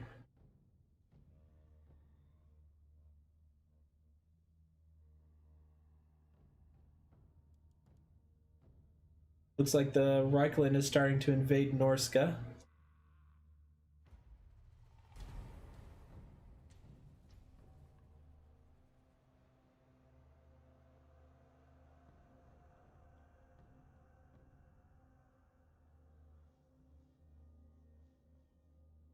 Katep is retaking a lot of these cities down here in the western side of Nagrand. Yeah, Angren took it, gosh, I want to say like 50, maybe 40 to 50 turns ago. Yep. He had a lot of help from Thorgrim, though. Karazakarik had pushed down south here, basically gave him a big opening to come in and deal with it. Belagar came in with 3 armies and was able to take these 2. Carrick 8 Peaks and Valia's Sorrow.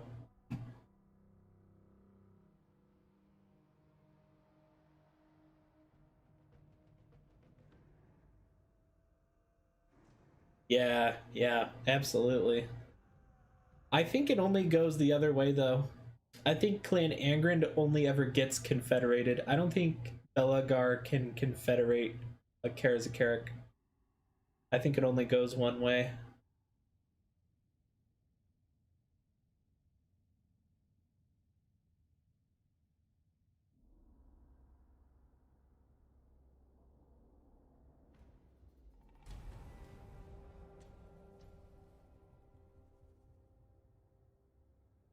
Look at Taliesin, just taking all of Clan Scryer's stuff down here. Oh, Hexawaddle declaring war on the High Elves. That might allow Malekith to take some part of Ulthuan.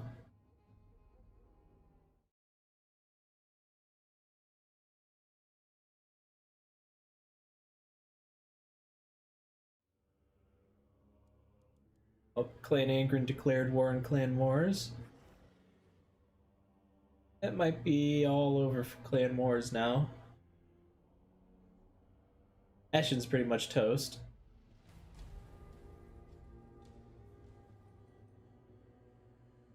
Sometimes you see Marathi confederate Malekith when he's about to die. Yep. Yeah. So, from what I can tell, the Cult of Pleasure can confederate, Nagaron can confederate, Exawaddle can confederate, Last Defenders can confederate, and then Moors can confederate, Eshin can confederate. And I think Rictus, I think almost all of the major Skaven factions can confederate.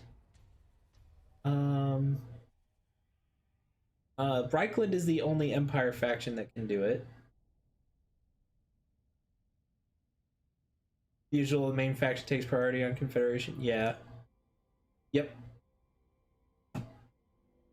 With the Warhammer 2 races, it's a little more murky. I think the two major factions of most of the Warhammer 2 races can do it. Moors takes priority. I have seen Eshin confederate Moors, though. I've also seen Scryer and Rictus confederate the others, and Pestilence. I think Skaven is a toss up. Whoever's weaker gets the confederation.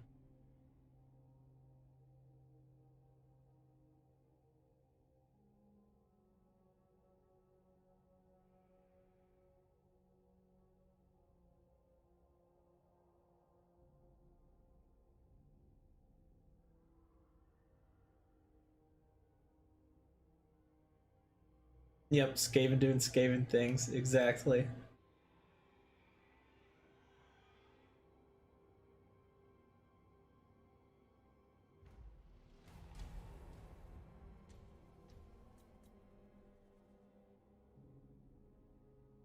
Well, it looks like the border princes are getting involved now. Yeah. Moors at war with Angren, and it looks like the border princes as well. So it's pretty much donezo for them. Drika dies to the Reichland. Like, that army probably burned down her last city. Oh, and Corone going up into Norska. You got Kislev, Corone, and the Reichland all up there killing off the North. Yep. Eshin's days are numbered. Look at all these dwarf armies. Looks like Eshin only has one army left. Little half stack here. They're toast.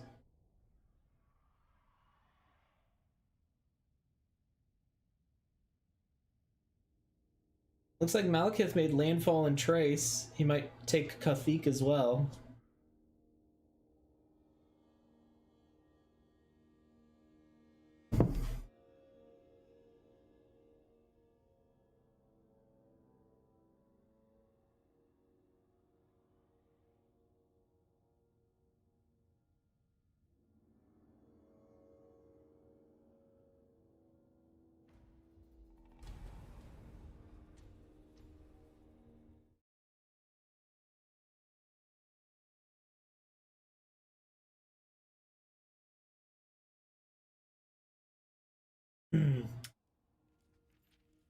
Tyrion confederates Teclis there.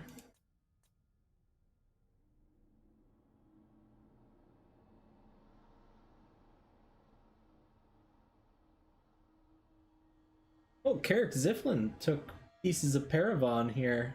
That's interesting. The Golden Order declaring war on the Dark Elves then.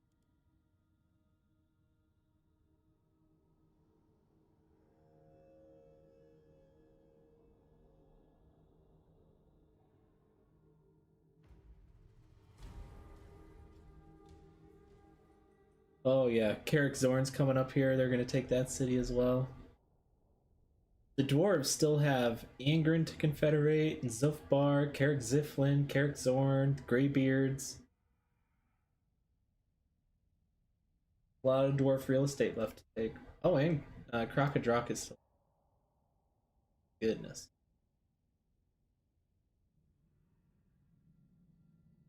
Lots of free real estate for Thorgrim. Tries fighting back the Bretonnians. It might be. It looks like he fought back the Wood Elves here too. Retook Tobero. We'll see what Scryer's able to do. Hey, Count Noctilus took the Shrine of Loic there. That city as well. Finest Sotek dwarves died at Itza.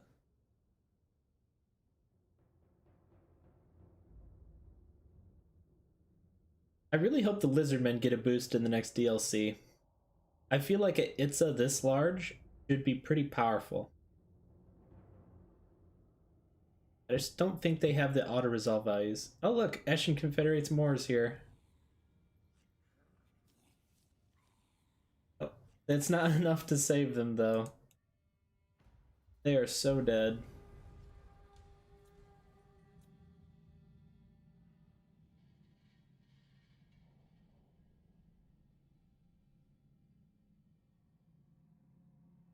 Yep, Krokgar getting in on that. Declaring war on Moors. Or Eshin. Huh. I don't know why Krokgar is declaring war on anybody. He's been at war with Khalida for like 150 turns.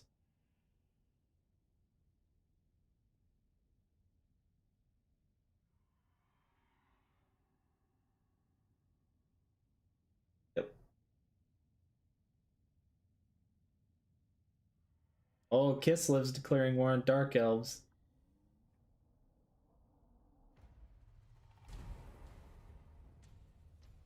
Man, it's going to be really interesting to see that Warhammer 3 map with a fleshed out Kislev and Cathay, all the Chaos Demons in that. It's awesome. And Ogres. Chaos Dwarves. Really cool. Oh, Reichland Confederates Midland. Reichland's getting huge. Yep. You know what's funny is the Order Tide will also kill off the Lizardmen. The Lizardmen are like on the sidelines. But they don't seem to... the Dwarves and Empire don't seem to like the Lizardmen. Here's a character is almost guaranteed to declare war on Krokgar. Kill him off. I don't know why. The way it happens.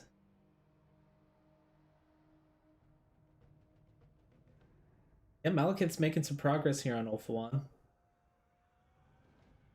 Tyrion's biggest mistake was confederating Eltharion, because that's less armies that they can field. Eltharion and Tyrion are actually stronger not confederated together. The same goes for this. Yeah. Hexawaddle's probably going to die to Vashnar's conquest here. Before you could even get confederated by Itza or vice versa. I guess Mazdamuni would have to confederate Itza. I don't know if Itza can. I think Hexawaddle has to confederate them.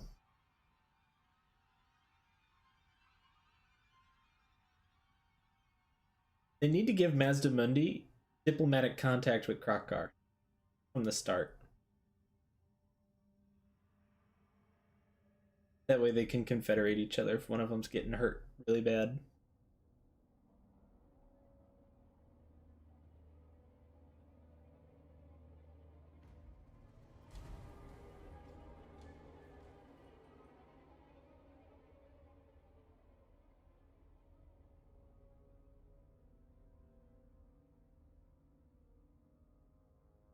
Look at Karen Carr all the way down here. Run a long way from home. He must be a Warwick Katep. Okay, it's doing pretty well here in Northern Ulthuan.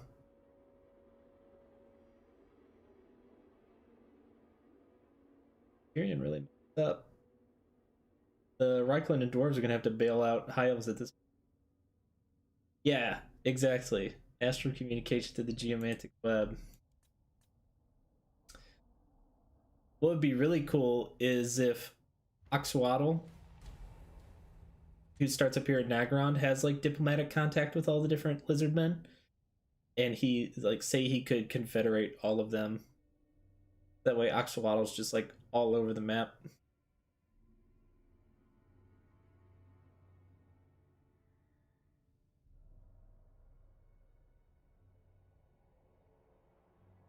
Oh, Eshen's on its last leg. Got 2 cities left. I think that one just got sacked. This one's probably about to be under siege by 2 dwarf armies.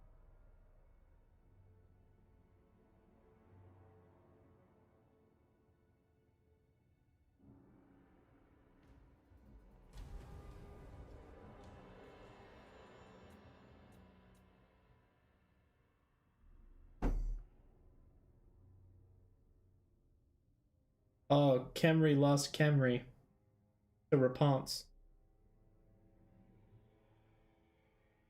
Cetra's on the run. Looks like Scryer's sending armies down to fight the Knights of Arrigo here. Was that Knights of the Flame? I can never remember those. I think that's the Knights of Arrigo. Those are the Knights of the Flame. That's Thegan's errantry.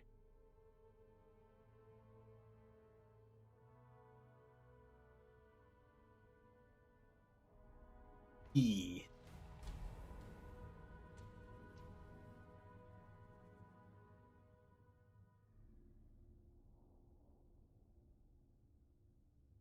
Here's a Morkan dead. You can see where they popped up. Yeah, Count Noctilus is wily. He's hard to kill off for the AI unless they're huge. Yeah, Sartosi being alive this late's pretty interesting. Dies off pretty quick. Oh, Argolon gets killed off by the Reichland before Halsin can confederate them. Yeah, they do a lot of times. Just ignore the Vampire Coast. That and somehow, like, Luther Harkin is at war with Itza and Cult of Sotek, but Luther somehow is able to just... I think it's the Vampire Coast auto-resolve values are pretty good, especially against Lizardmen. So they're just able to win unless they're getting inundated with tons of Lizardmen armies.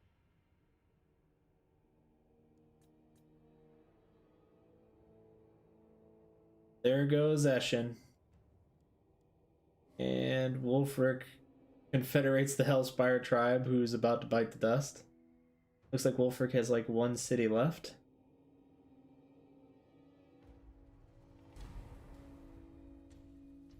Look at all these Lizardmen armies. Like, what are they even doing?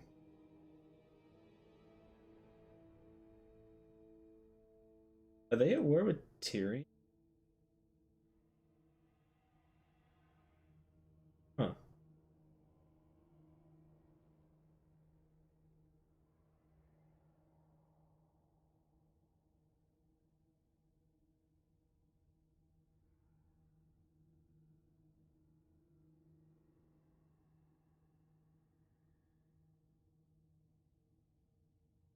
It looks like Malekith just all into Ulthuan here.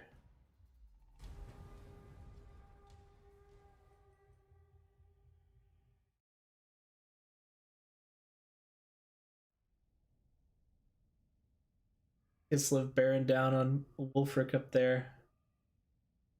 Pretty much over them. Looks like Reichland's sailing over to Albion as well to put Rikarth out of his misery.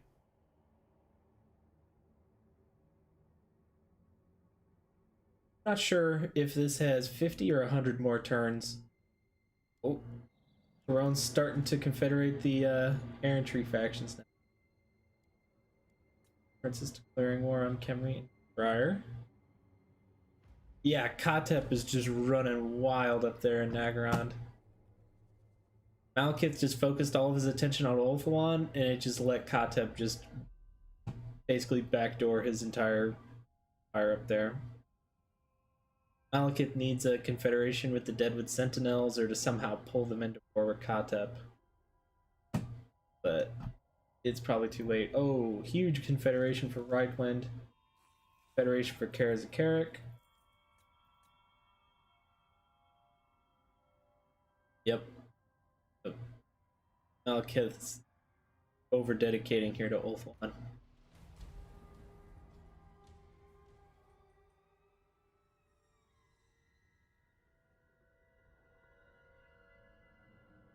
Oh, there's a confederation for him. He took Karen Carr. See if that helps him at all. He needs to confederate Malice or Rakarth. Get him another legendary lord.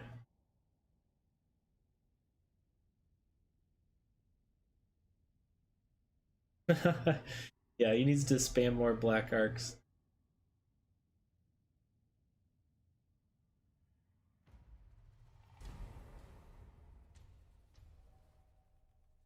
How many turns have passed? I think we're approaching 100 and I think it's actually turned 147. We're almost to 150. I'm honestly thinking this campaign is going to be over by turn 200 or 250. All the evil factions are just rolling over and dying, and at this point, Karazakarik and Reichland are unstoppable. There is nothing that will beat those. I've actually turned off Chaos Invasion. So the thing is, Chaos Invasion has been really making me angry lately with these time lapses, because they'll come in, they'll backdoor Nagrand, kill them off, and they'll backdoor Clan Molder if Clan Molder's doing really well. And even if you crank it up to legendary, I feel like all the Chaos Invasion does is it just makes Order Tide happen. So I just turn Chaos off because I feel like the evil factions are better off without Chaos Invasion.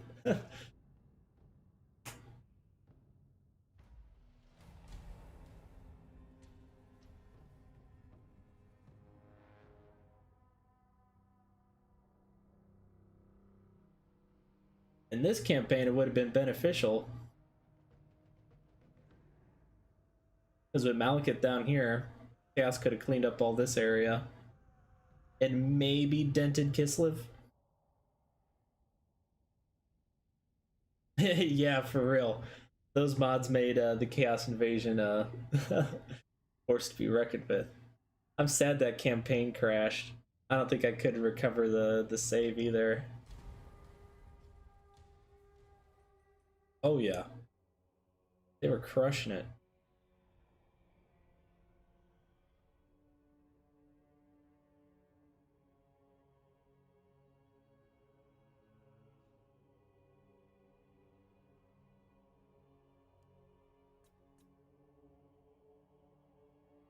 Like, yeah, it looks like Malekith might be able to kill off Tyrion before he gets rolled over by the Reichland and Forbes. Maybe. Yeah, exactly. It was a little more lore accurate. Vashnar is gonna. Oh, Hexwaddle retook its capital from Vashnar.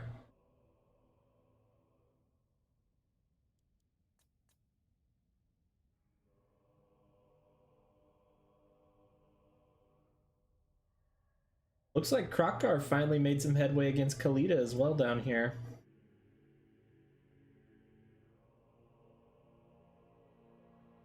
Oh, now Khalida's at war with dwarves, but she's dead.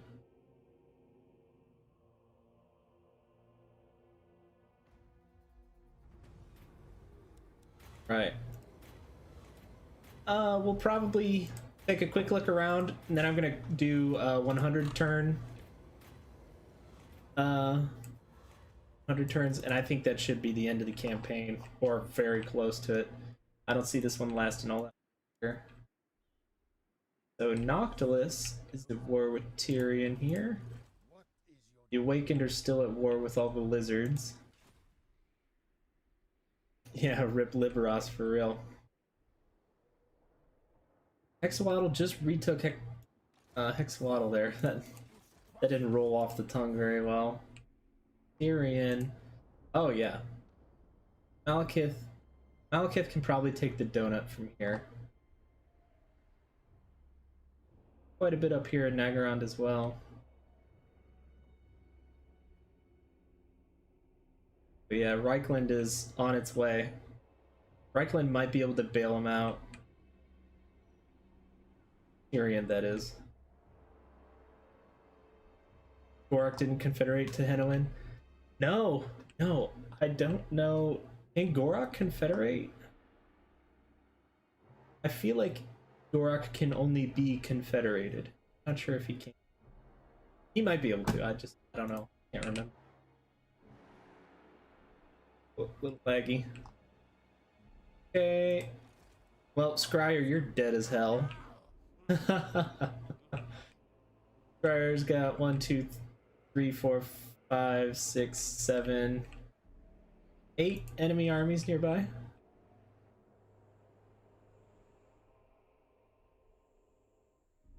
I think Cetra, did Cetra die? Yeah, I think so.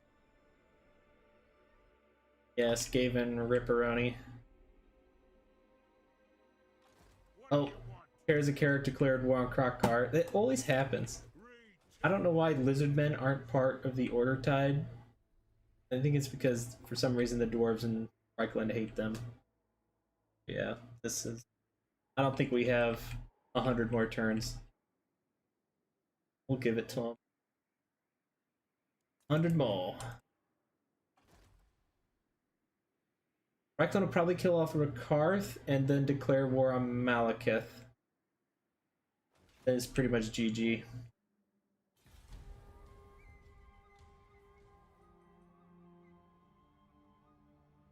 Dwarves will clean up Kroq-Gar. They'll probably clean up the Southlands down here, and then Karl Franz will take all of this junk. They might even declare war on the High Elves if they don't sign a military alliance. We'll see what happens. Yeah. I think the issue with the dwarves and the High Elves, though, is there's technology in their tree that improves their relations with each other. So even if there's like that rivalry, they still end up liking each other because of those technologies. Okay, Clan Gretus just signing its death warrant.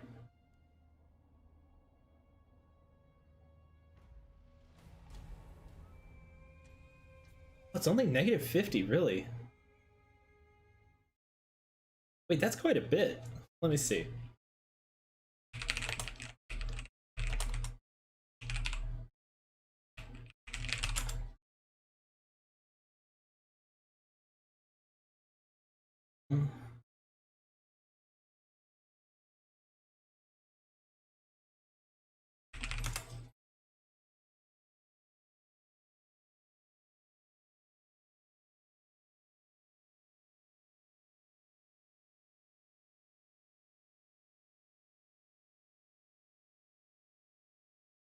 Well, this shows the wiki that the aversion between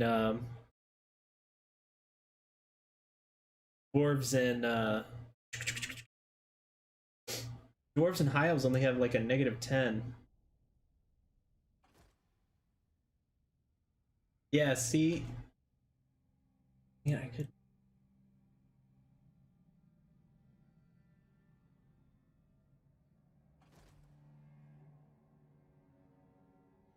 Aversion. Yeah, the aversion's only negative 10 there. CA need to increase that aversion a little bit.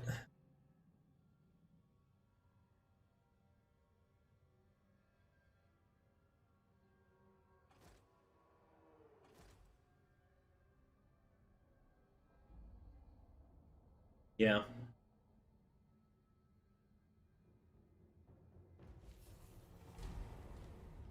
Looks like Rakarth is about to bite the dust here. He's got several Empire armies up here to deal with.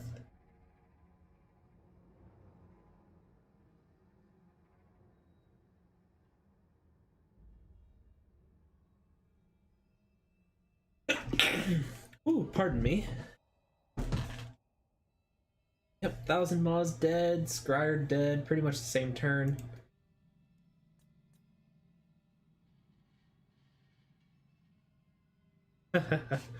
Imric just profaned the dragon tomb of a dwarf hold. Yeah.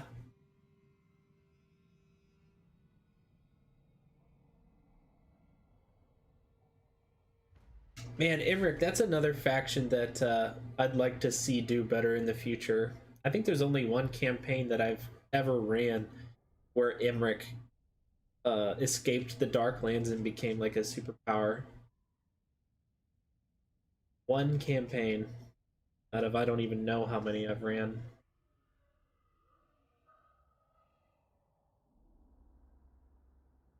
I think what has to happen for that to occur is Red Cloud has to kill off Clan Eshin, and Grimgor has to be focused primarily on dwarves.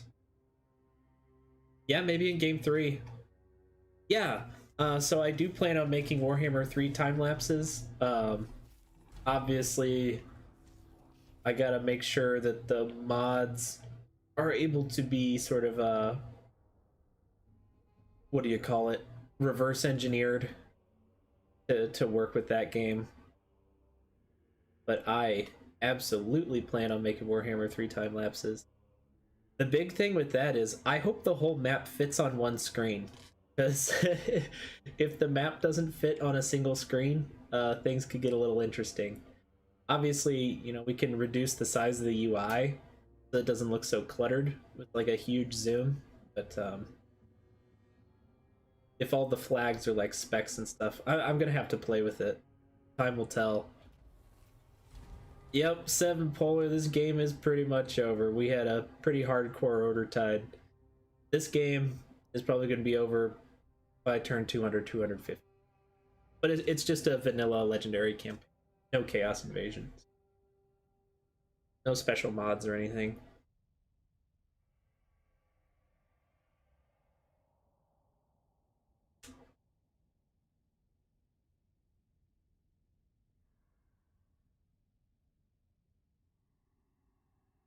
Like Hexawaddle took a city from Tyrion there. Tyrion's just getting cannibalized on all sides right here. Lizardmen and Dark Elves killing him off. And a little bit of Count Noctilus.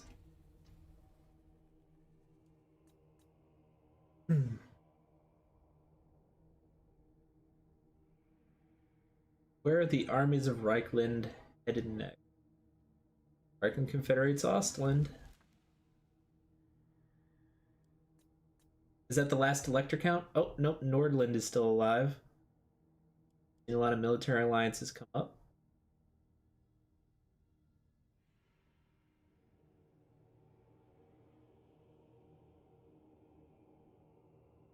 We could put both maps in one screen and have them separated somehow. I have no idea, because they might also do like the Realm of Chaos is like a separate, what do you call it, theater? Kind of like in Empire Total War. I don't know how they're gonna do it. I'm really excited and kind of interested see what they do. Yeah, Malekith's auto resolve is good.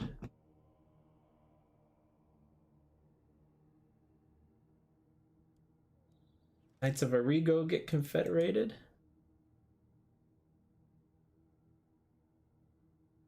And the Hmong are dead. The Hmong lasted 160 turns.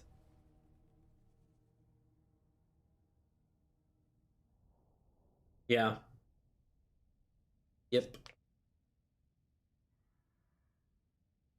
Yeah, they need to fix the Dark Elf auto resolve, but by that same token, like I think they need to fix the Empire and Dwarf auto resolve as well. Those I don't think the Reichland loses to any faction.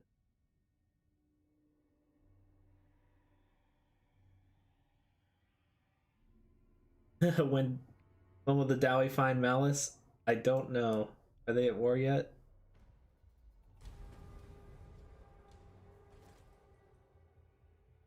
Oh, Malice is at war with the dwarves. They found him. We'll see if they send some armies into the Dragon Isles to kill him off. Probably only a matter of time. Goes the Lamian Sisterhood. Who is...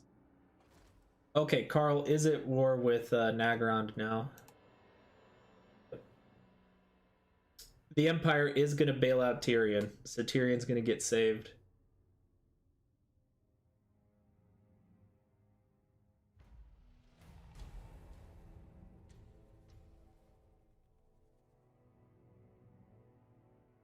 And fed with Malekith incoming? Yeah, probably. Oh, Malice took that little city there. See what happens though. I think Clan Angren's now Clan Angren might be heading down towards Krokkar.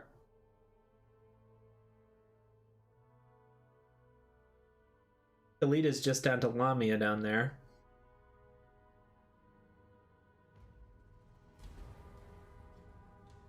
Malice will probably confederate soon. Once he loses an army or two here. He's still got a couple armies. They look like they're in pretty bad shape though.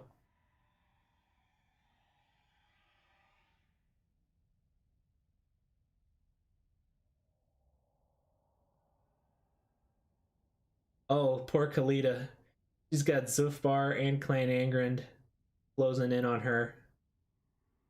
And I think she's still at war with Krokkar too, but Krokkar's got his hands full now that he's at war with Karazakarik.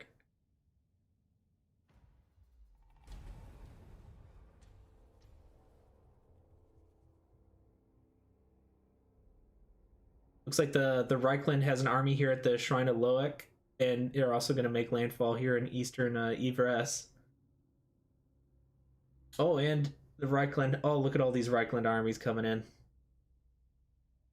It's going to be like D-Day on Ulthuan. Reichland's just gonna save Tyrion from the big bad Malekith.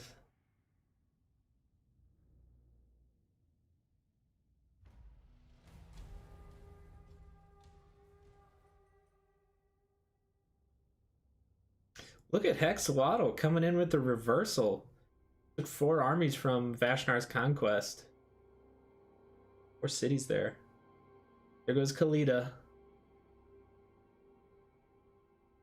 Yep. GG easy. For real.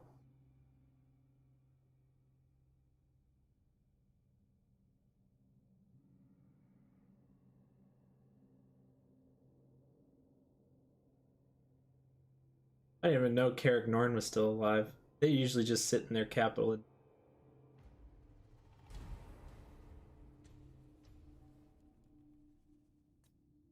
We got Kislev making landfall over here in Nagarond. Hey, I'm doing well, Zoltio. How are you?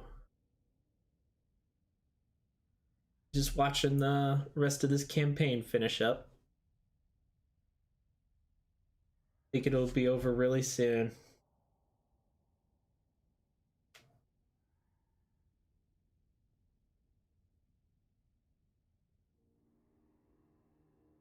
Looks like Karazakirik's got 1, 2, 3, 4, 5 armies down here. That should probably be enough to kill off Starkblade there. Oh, they got quite a few more down here to deal with Krokkar. Yep, still rolling order tides. I don't know what it's been with my luck lately, or if something happened, but I've been plagued by order tides with these auto runs. Yep, dwarves are kicking some serious butt this campaign. Same with the Reichland.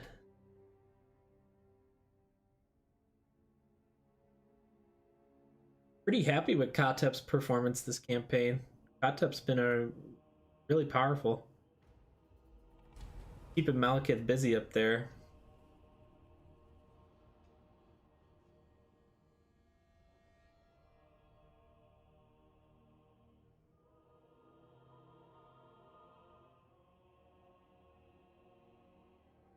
You like more Dark Elves plus Norsca Tide? Yeah. Yeah, the Norsca Tide would be interesting. I think that's probably not going to happen till the 3rd game now. Norsca's, I think... Gosh, in the Q&A, didn't CA say that Norsca is next on their list for some love? That probably happened in the third game, though. If I had to guess, I'd say now that we got a dwarf update and a beastman update, we're gonna see. Oh, look at that! Reikland's just gonna kill off Tyrion. Yep. We're probably gonna see the Norska update, then probably Chaos is gonna get reworked with the third game, and then I'm gonna guess Vampire Counts and then Lizardmen will be next on. Yeah, Dwarf FLC, Thoric.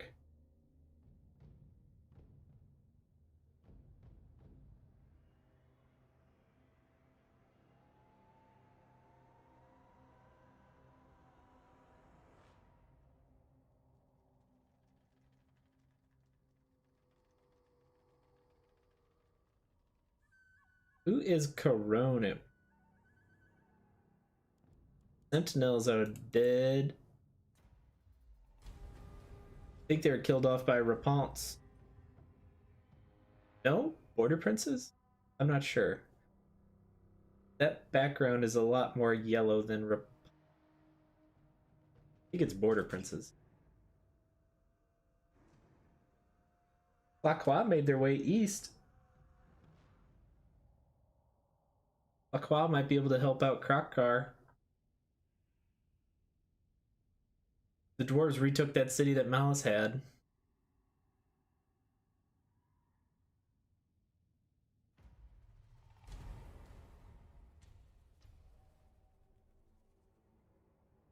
Yeah, there's a big meeting at the Black Pyramid.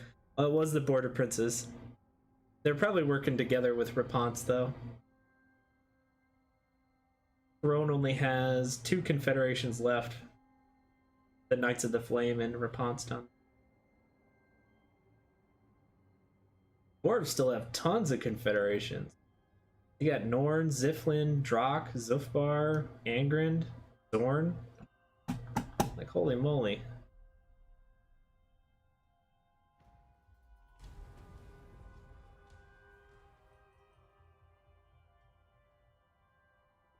Well, Reikland's making landfall here at the Shrine of Cain as well.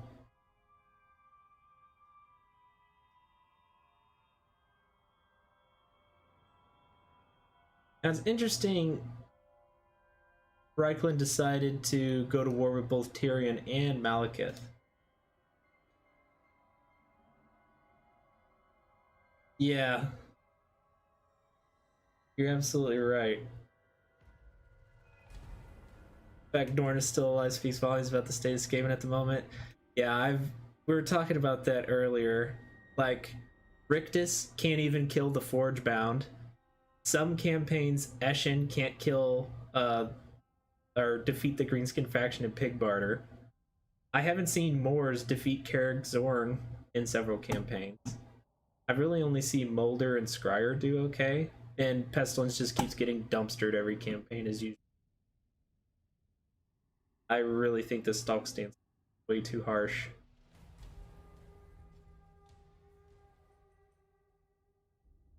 Karl Franz has the sword. Well, he's got the Shrine of Cain. We'll see. I wonder who has the sword. I wouldn't be surprised if the Reikland has the Sword of Cain.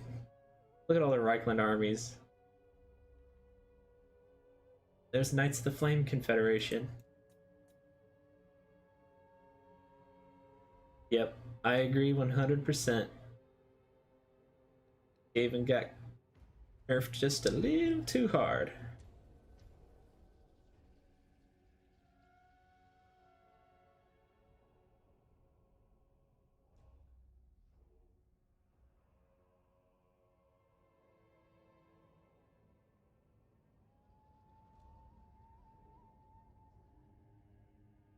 I want to see big buffs for Lizardmen in this DLC.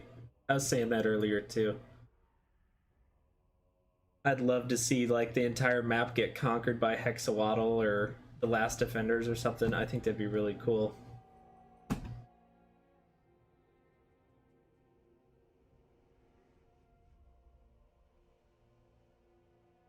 Yeah, Tarox is looking crazy. in the hands of the player for sure.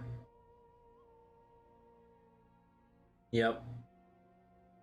Yeah, if they can't ambush, their auto resolve value isn't good enough to defeat like Empire factions or Dwarf factions. They're kind of failed by the auto resolve values.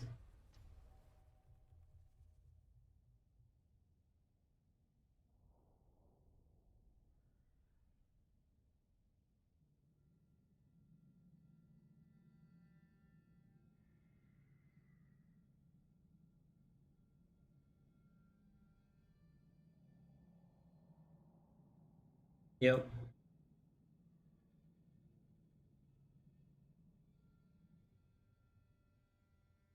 Yeah, I'd like to see Beastmen do well as well. I'd love to see like a herdstone in the middle of the Empire with a bunch of cities just burned down around it. That'd be so cool.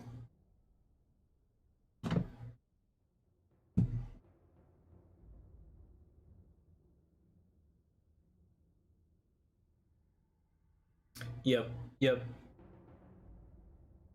Yeah, Chaos Invasion's pretty much a joke right now. Norska's in really bad shape. Uh, we'll see what the Beastmen are able to do with the update, but I'm not expecting big things from Beastmen even after the update. But in the hands of the AI, but the player will be able to do good with them.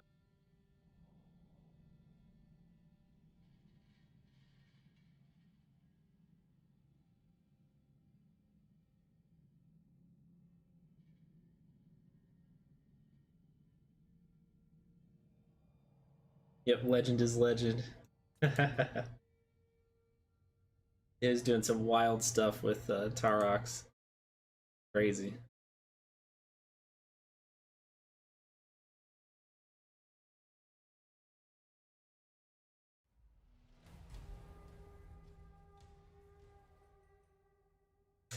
Hexawaddle signs peace with Tyrion there. I don't think it's going to help either of them though. Look at Kislev. Kislev took Karen Carr here. They're pushing into Hotek's column.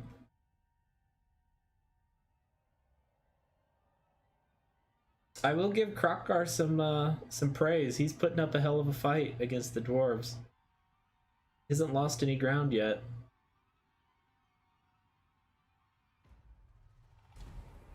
The dwarves have invaded the Dragon Isles now, so Malice is getting beat. Will Nagaron confederate Malice? That's the question. Before it died. Yeah, if you really wanted those big long rampages, you definitely have to, plan out your turns quite a bit. That's for sure. Yeah, you can see Legend doing that. It's like trying to figure out where the highest density of like armies and stuff would be to keep the rampages going. That'll be a fun campaign.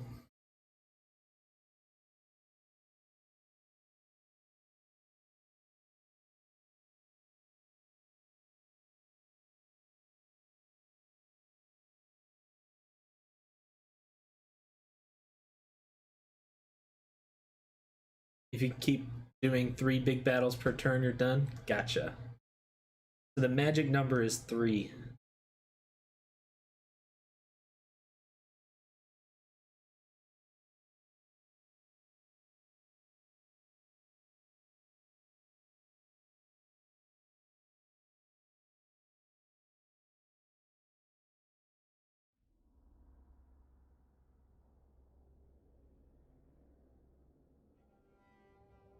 Gotcha. Nagaron is still. What are the Deadwood Sentinels doing? I feel like Malekith needs to confederate them, or they need to go to war with somebody. I feel like they're just sitting up there idling.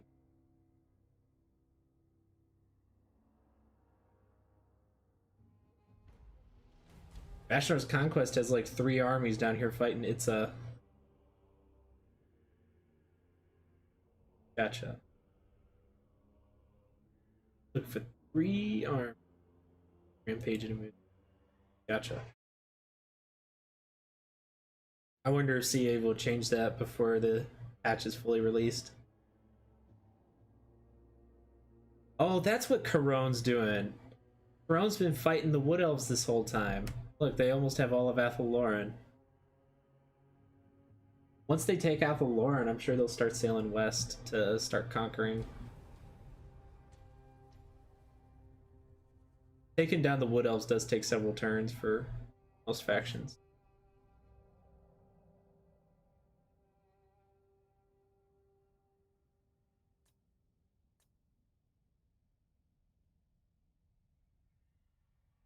Rokkar's holding down here.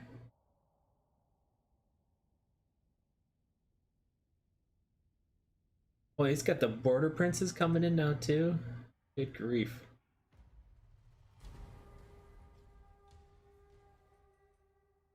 Yeah, for real. They're both gonna die at the same time or something.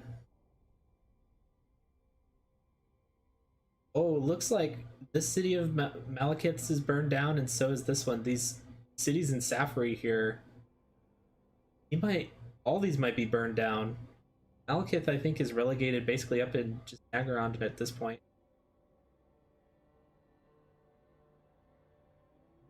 Oh, I would love if Beastmen just spawned with like, you know, Gorgons and Cygors and Jabberslights, and they just went on a spree and just burned a bunch of stuff down.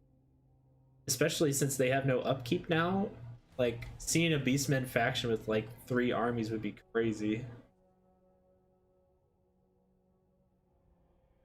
I think it'd be really cool if they would like actively defend their herdstone. It's like if you see a Beastman herdstone, you know that there's like 3 Beastmen armies nearby. They just like patrol their blood grounds. I think that'd be really cool.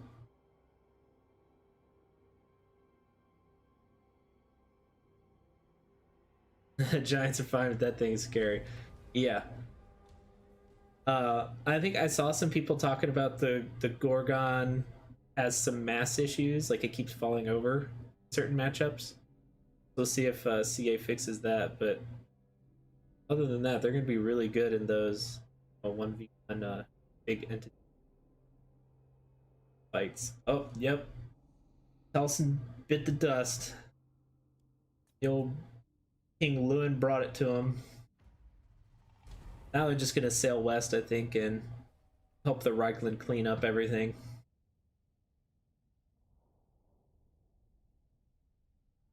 I think I was pretty close in saying only had 100 more turns. I think we'll see a resolution before turn 1 or before turn 250.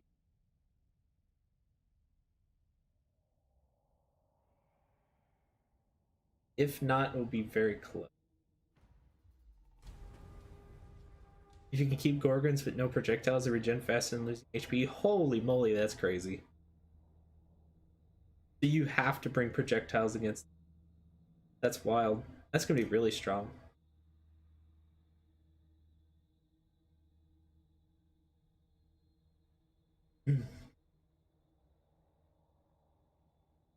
That's great for the Beastmen though. They needed some staying power on the battlefield. Really only had Minotaurs for that.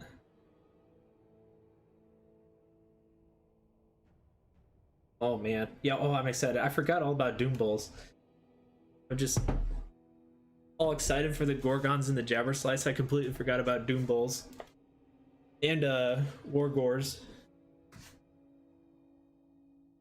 Oh, there's a skill for the Beastman that reduces the ammunition of enemies? That's bonkers. Oh yeah. They sound extremely powerful.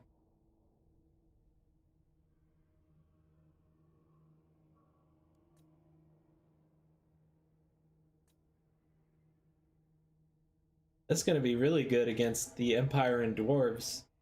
Reducing the ammunition of their Hellstorms and cannons and stuff. Thunderers, handgunners.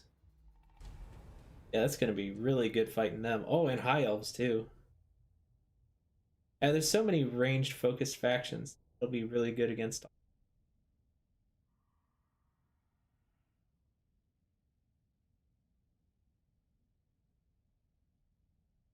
25%. Wow, yeah. I wonder is that reduction to ammunition, is that going to be factored into the auto resolve? Or is it one of those things that's not going to be factored in?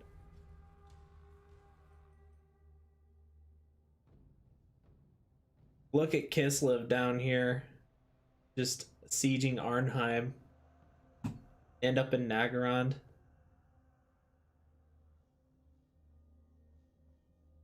Crazy. Well, Krokgar's wall broke. He stood strong for a while, but now he's got, what, 4 different factions just coming down on top of him? It's like the Black Ark skills, so you don't know. Yeah, I'll be interested to find out if it, like, actively affects the auto-resolve values. Because it frustrates me to no end that the, like, magic and stuff doesn't affect auto-resolve. And I feel like that would help out the vampire count so much. Yeah, yeah. If you're in range of the Black Ark, those are calculated.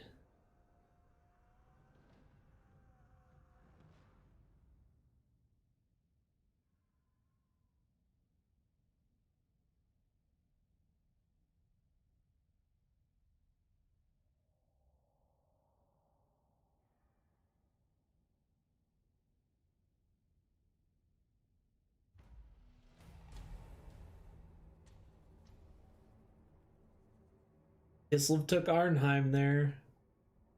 Oh, look, Bretonia's already sailing over.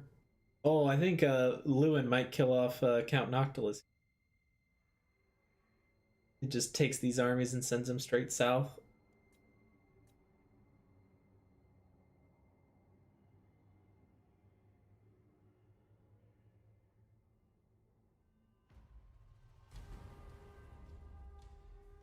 Well, we got 50 turns left, pretty much. I think that should be plenty of time for the rest of the map to get cleared.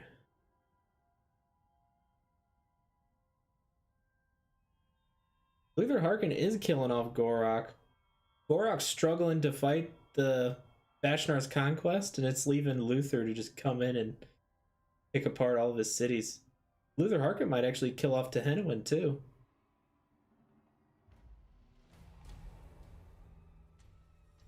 Oh, it looks like Malice is on his last city there.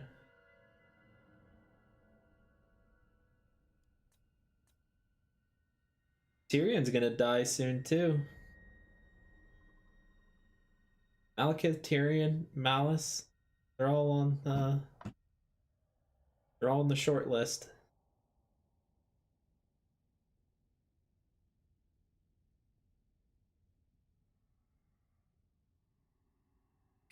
I'm surprised Rapunzel hasn't been confederated by Corone yet.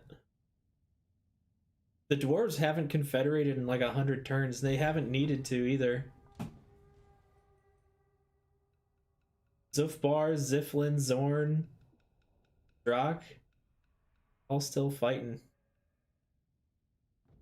Yeah, it's over. I'll let them conquer the world though, before we call it quits.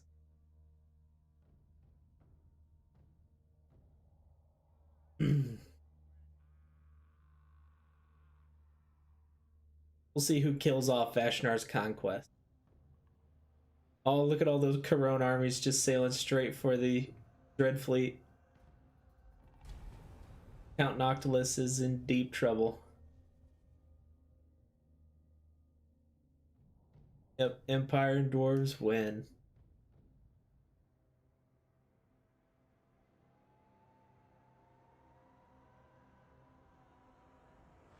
There goes Malice. Didn't even get confederated. Straight up died. Hey, the Deadwood Sentinels are actually doing something. They came south.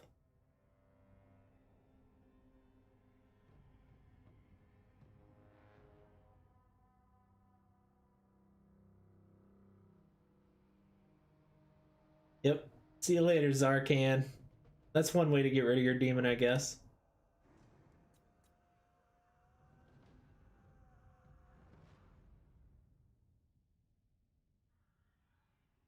Oh man, look at all the Kislev. So much Kislev.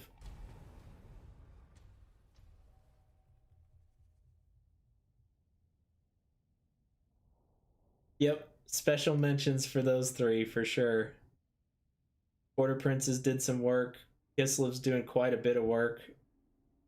Uh, yeah, Bretonia caught a break this campaign. You can see they lost Corone. Marienburg took an early war against the Reichland, so Marienburg didn't immediately kill off Corone.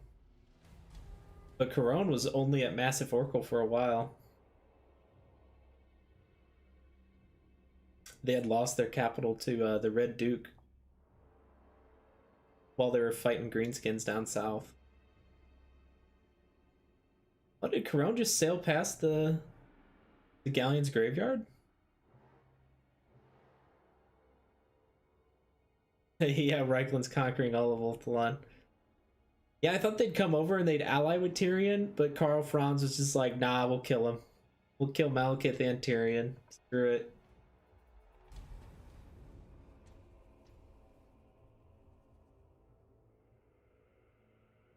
Yeah, he is. Pretty much as soon as he made landfall up here, he declared war on Tyrion a couple turns after that.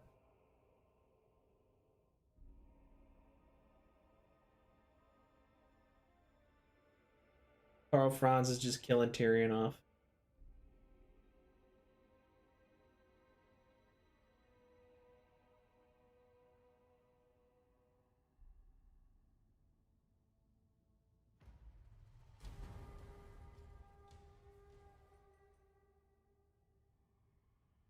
Yeah, Hexawaddle hit a brick wall with Vashnar. Same with Itza. It's a shame Vashnar spawned right there. We might have been able to see a pretty big Lizardmen Empire down there in Lustrum. But Vashnar did kill off the Hunt Marshal. So it's really hard to say what would have happened if Vashnar didn't spawn. Because the Hunt Marshal has a good chance of killing off Hexawaddle and Itza. The donut is being claimed. Looks like just Calidor and part of Safri and Lothern are left. That won't be for long. Where the heck did Corone go? Wasn't paying attention to their armies they had down here. Did they sail back up to Ulthuan, I guess?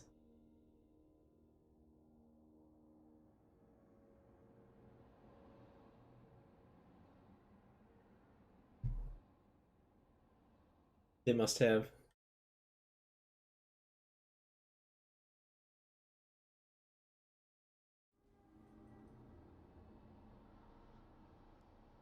Huh. Rapont signs peace with Tyrion. I don't think that's gonna.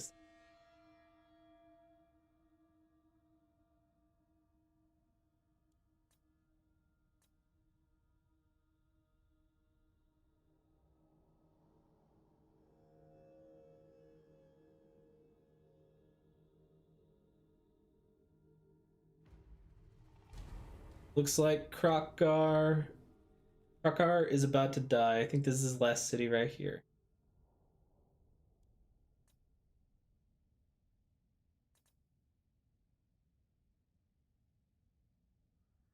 Hey, Luther Harkin. He killed off Tehenowin.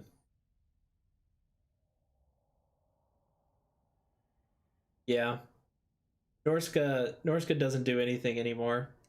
You know what's really strange, Seven, is, I was looking at the personalities of all the factions a while back. Wintertooth and the World Walkers are set to defensive, whereas the minor Norskin factions are set to aggressive. So if all of Norska is conquered by like Wulfric or Throg, then you have a defensive oriented Norska instead of an aggressive one. And I think that plays a large part. It's dumb.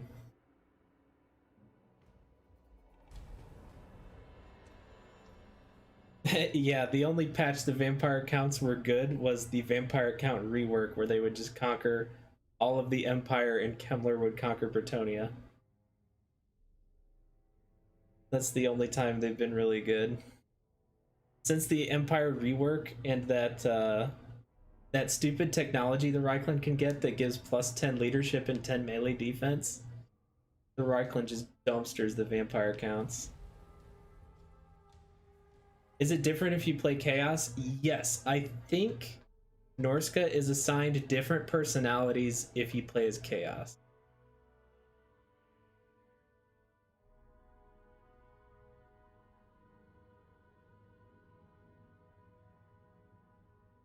I'd have to go and check. Yeah, it's really strange seeing Throg and Wulfric being assigned defensive.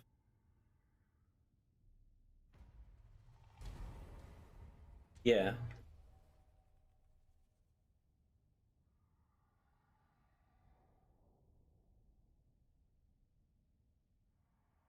There goes Tehenowen. I guess he wasn't quite dead yet, but Luther killed him off. It looks like the Dreadfleet fought back Lewin, and now is doing a counterattack to Estalia.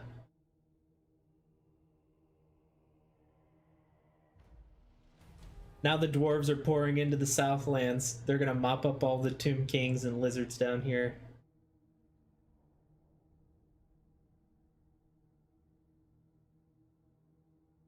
Looks like Corone took Calidor, and Lothern was burned down. So Tyrion's final city is the ancient city here. Looks like Kislev is pouring into Nagorond as well.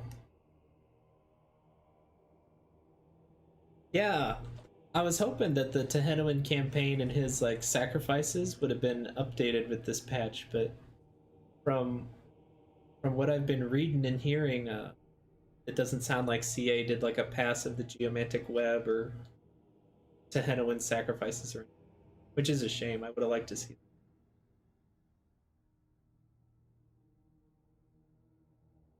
That's why I think they'll probably get some attention in Game 3 if they don't get a little buff after this patch.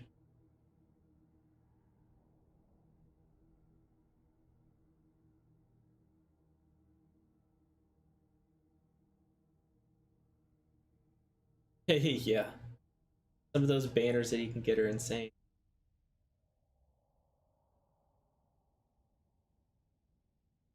There go the Bowmen of Orion.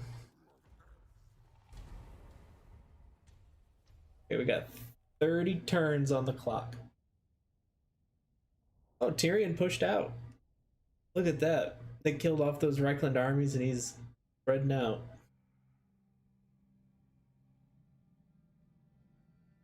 Oh, the dwarves are sailing out now.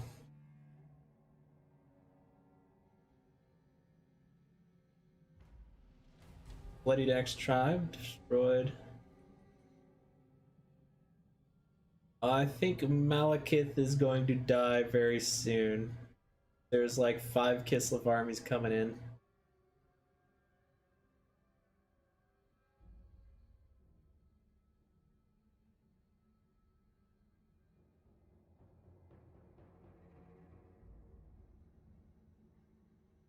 There's bears everywhere.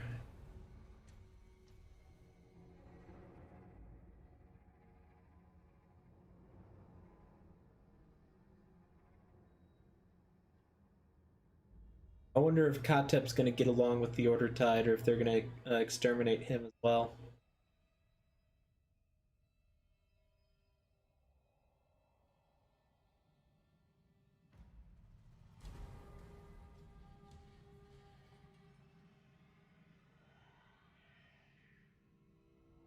Yeah, no one's really caring about the Deadwood Sentinels. Like, they're just chilling. Malekith isn't going to confederate them, and I guess they'll be the last one on the menu for Order Tide to kill off up there. It's really strange. No, they're just minding their own business. Looks like Malekith was somehow able to hold there at Nagorond.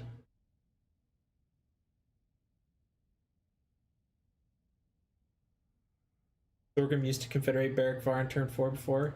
I wouldn't be surprised if CA did make it harder for the dwarves to confederate. One thing I do know is dwarves have some pretty high variance in the personalities that they roll, and I think just about every dwarf faction can roll distrusts dwarves. Um, so that might have something to do with it. But Beric Var, I don't think Beric Var can roll distrust dwarves. I'm not sure.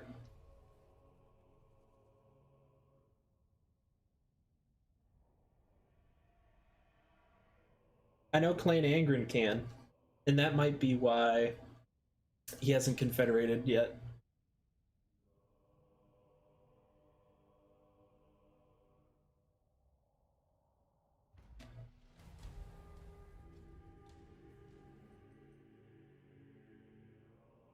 Yeah, the Lizardmen can roll that. What is it, Defiant or something like that?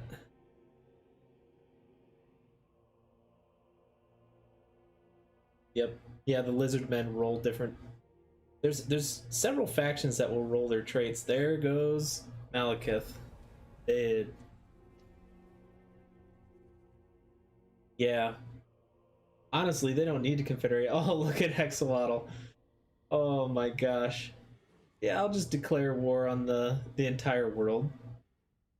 Mazdamundi don't care.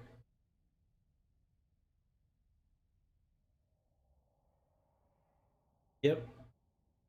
Ripperoni. Honestly, the only evil faction left is like Count Noctilus and Luther Harkin down here. I guess the Deadwood Sentinels too, but they're not doing anything. Yeah, this is, well, we'll end this one at turn 250. There's really no point in continuing.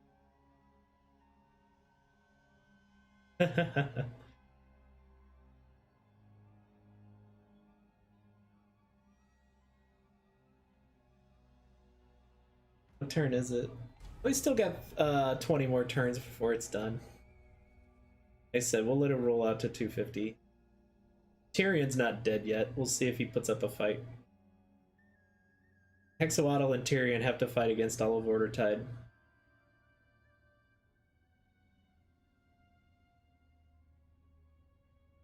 Look at all these dwarf armies sailing out. 1, 2, 3, 4, 5, 6, 7, 8, 9, 10, 11 dwarf armies just sailing across the sea. Yeah. Carrick Zorn's going to be really interesting in the future with Thoric Ironbrow starting down there instead of Carrick Zorn. I got I gotta feel bad for Queek. I don't know if Queek's gonna last long in any campaign in the future. You're gonna continue your modded Arcan legendary campaign? Gonna do a Necrofex Doom stack? Oh hell yeah. Necrofex are so awesome. Great animations.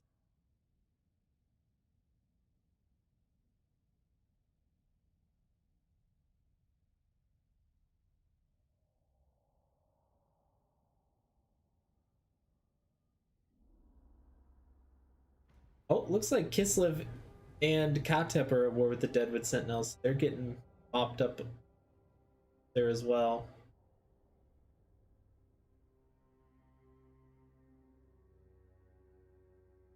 You have Hyro Titans with bows. Yep. Oh yeah, I like Bone Giants are a ton of fun too. So you can do like Necrofex and Bone Giants. It's funny.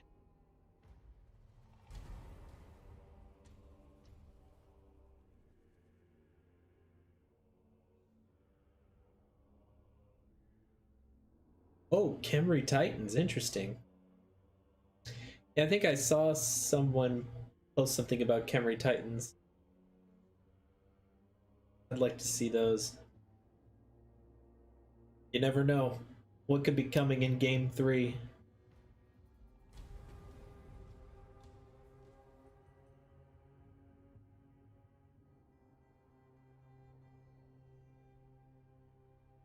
Oh man, Luther Harkin's gonna kill off Itza.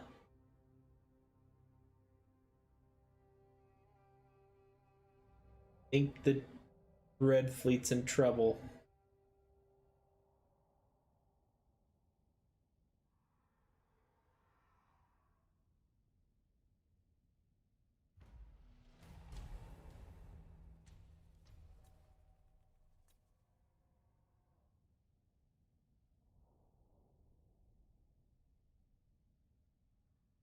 You always find the Tomb Kings a bit boring? Hmm. I like them for a change of pace. It's nice to not have to worry about, holy moly, that's a lot of money for the Kemric type. It's nice to not have the upkeep and recruitment costs and stuff.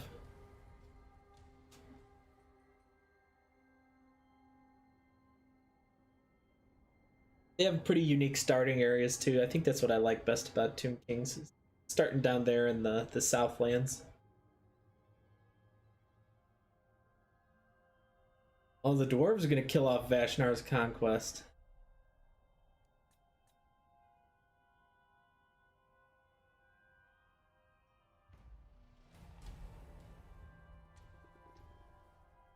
Yeah, Tomb Kings like dwarves slow start. Yep. Yeah, you're using a lot of skeletons really early on before you really get going.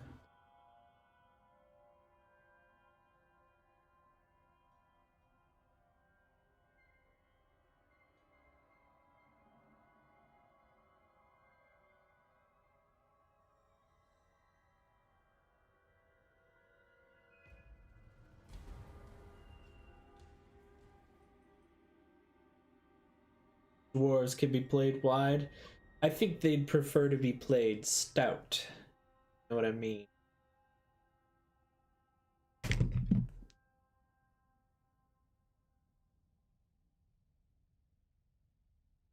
Bam, Skellies needs 3 armies at the same time to siege. So, yep, yep. Just throw all of your skeletons at one place pretty much until you get your really good units. Oh, Hexawaddle's dead. Alright, 12 turns to go. Like the vampire counts, yep. Gosh, there is a challenge campaign I want to try sometime. Can you imagine playing a vampire count campaign with no Skelly spam and no Winds of Death? Is it even possible? I wanted to try it for a while. I don't even know if it's possible. That sounds like a massive headache. 3 armies is. Yep.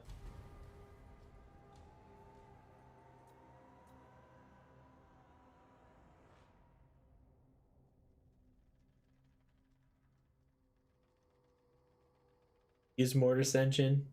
Yeah. Yeah, if you could somehow get early Mortis Engine through like a raised dead pile, you could really kick it off. Yeah, Shadow Magic's pretty good too. Go Ethereal and Invocation. The problem with those Ethereal units is they're so high tier as well. There's a lot of good stuff in the Vampire Count roster, but I feel like it's just tiers 4 and 5. Tiers 1, 2, and 3 are just brutal. Like, I feel like your Crypt Ghouls and Crypt Horrors are just kind of bleh. Black Knights are okay, though.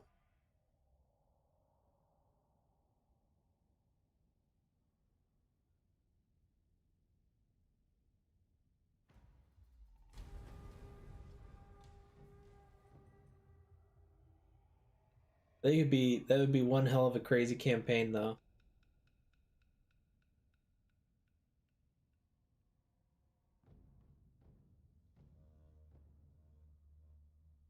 When you walk into Mordheim and can recruit tier 5 and 4 units turn 12. Is that because of that Skaven clan and Drika going at it?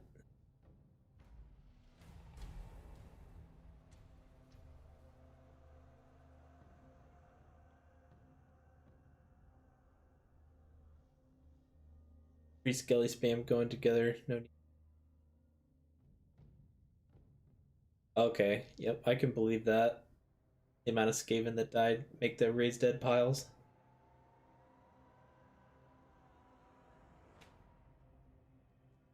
That could do it then. My problem is if I play as Sylvania, I want to go west to try to rush Reichland down. Same with like the von Karsteins. So I'd never go up to Mordheim to begin with. I would just immediately run west.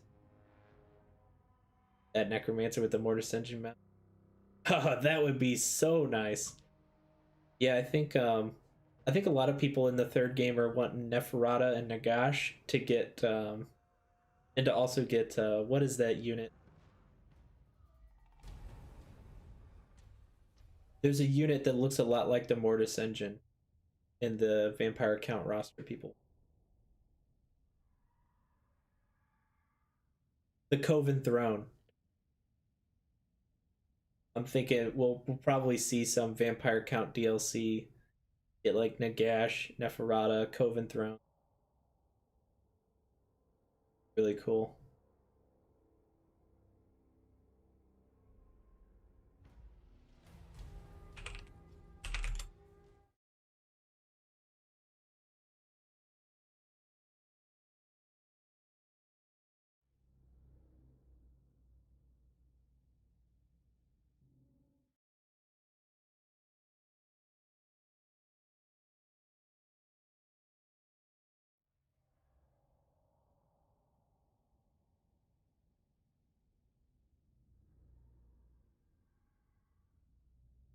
You maybe seen the Legend Battles of Mortis Engine.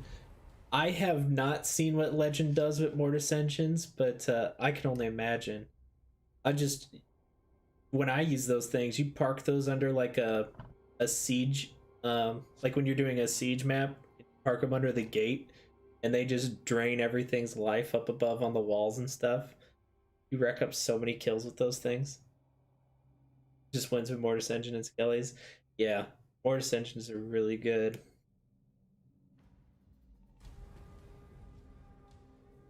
Got to keep them from getting shot up. Oh yeah, they can do massive damage. The fact you can heal them too if they get shot up pretty bad is nice.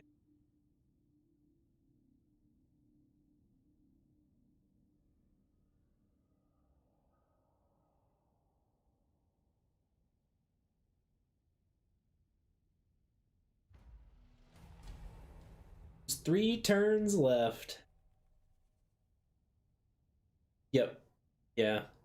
Oh, you know what makes me so mad about that is if you ever watch the AI vampire counts try to use their own armies, they waste their magic on stupid spells and they use the Mortis engine like a chariot. There was this one vampire count campaign I was playing, and I had Manfred as my military ally, and he was assisting me in a battle. He had his Mortis engine on the flank, and he literally ran it into like a pack of skin wolves. It, the AI just doesn't know how to use the vampire counts. It's pathetic.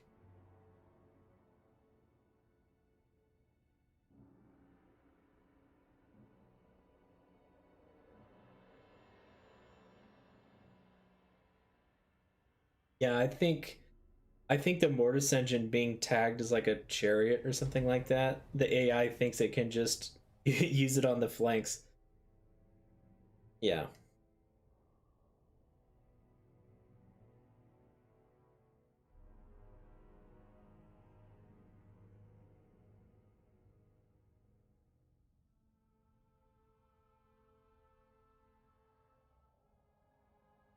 Exactly, yeah.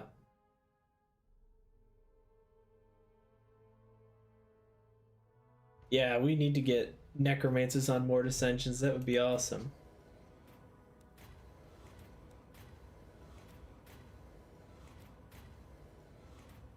All right. This is the end of this campaign. If we could probably do another 20 turns or so, but inevitability has definitely occurred here. Take a quick zoom around and then call it quits on this one. Like Tlaqua was sailing over here. Luther Harkin took the Galleon's graveyard. Yeah, exactly. There's no point in continuing it. Dwarves down here in the spine of Sotek. Vashnar's getting cleaned up by Kislev and dwarves. Oh man, look at all those Kislev and dwarf armies. Making me lag. 1, 2, 3, 4, 5, 6, 7, 8, 9 dwarves. 4, 5, 7. 7 Kislev armies. or even more. I don't know if I counted these up here. Like the Reichland's gonna. That's Karl Franz himself going towards the ancient city. Got level 40 Teclis there.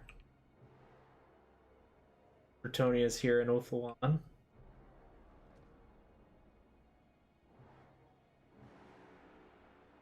Yeah, 7. I've actually used the randomizer a couple times now. I'll probably do a live stream sometime in the future with the randomizer. The big issue is next week we're going to have the DLC drop, and we're going to have to wait for a lot of those mods to get updated for that final patch. I'm going to have to update my mod as well, so I've just been focusing on unmodded games. Oh, not the randomizer, the map painter? I have not messed with that. No, I haven't.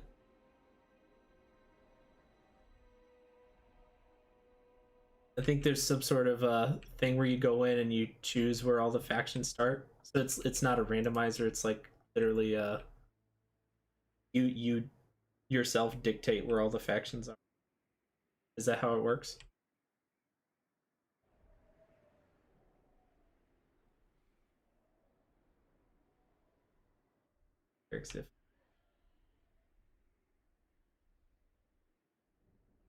Or how many battle sites are down? Look at all these battle sites. This would be a vampire count's dream right here. Look at all that.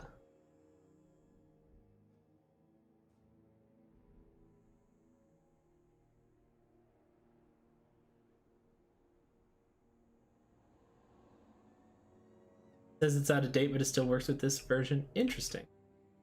Y'all have to take a look at that one. Give it a shot.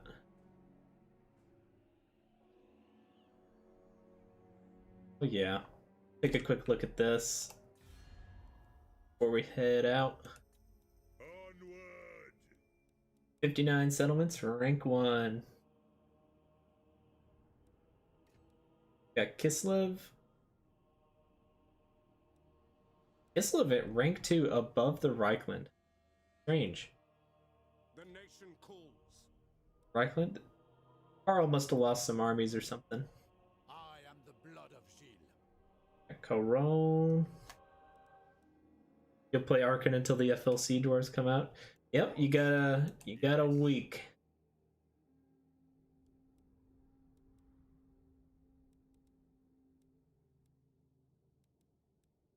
Weekend. King of the vampires. Literally at war with the whole world. Do all the dwarves distrust dwarves? Well, they have to roll it. But I think all the dwarves can roll it, but they don't all have it. See, he's just a survivor, so he didn't roll it.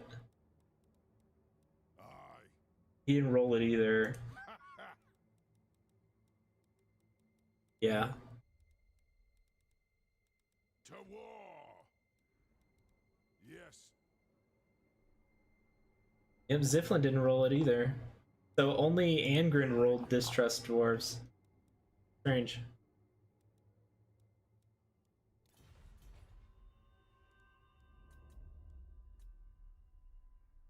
All right. Well, we're gonna call this campaign here. So I'm gonna end the live stream in that. I really appreciate you guys staying and chatting throughout the whole thing. We'll be I'll probably do another one before the patch drops next week. Get another one of these done. But once the DLC drops next week, I'm really interested in seeing the overall balance of the campaign unmodded, so we can get a general idea of how Mortal Empires is going to be for the rest of time, basically. Yeah, no problem, 7. You and you Kiko-chan, you guys take care. Thanks everyone else who was watching and that. Hope you guys have a good day. I'm gonna end it right here. Adios.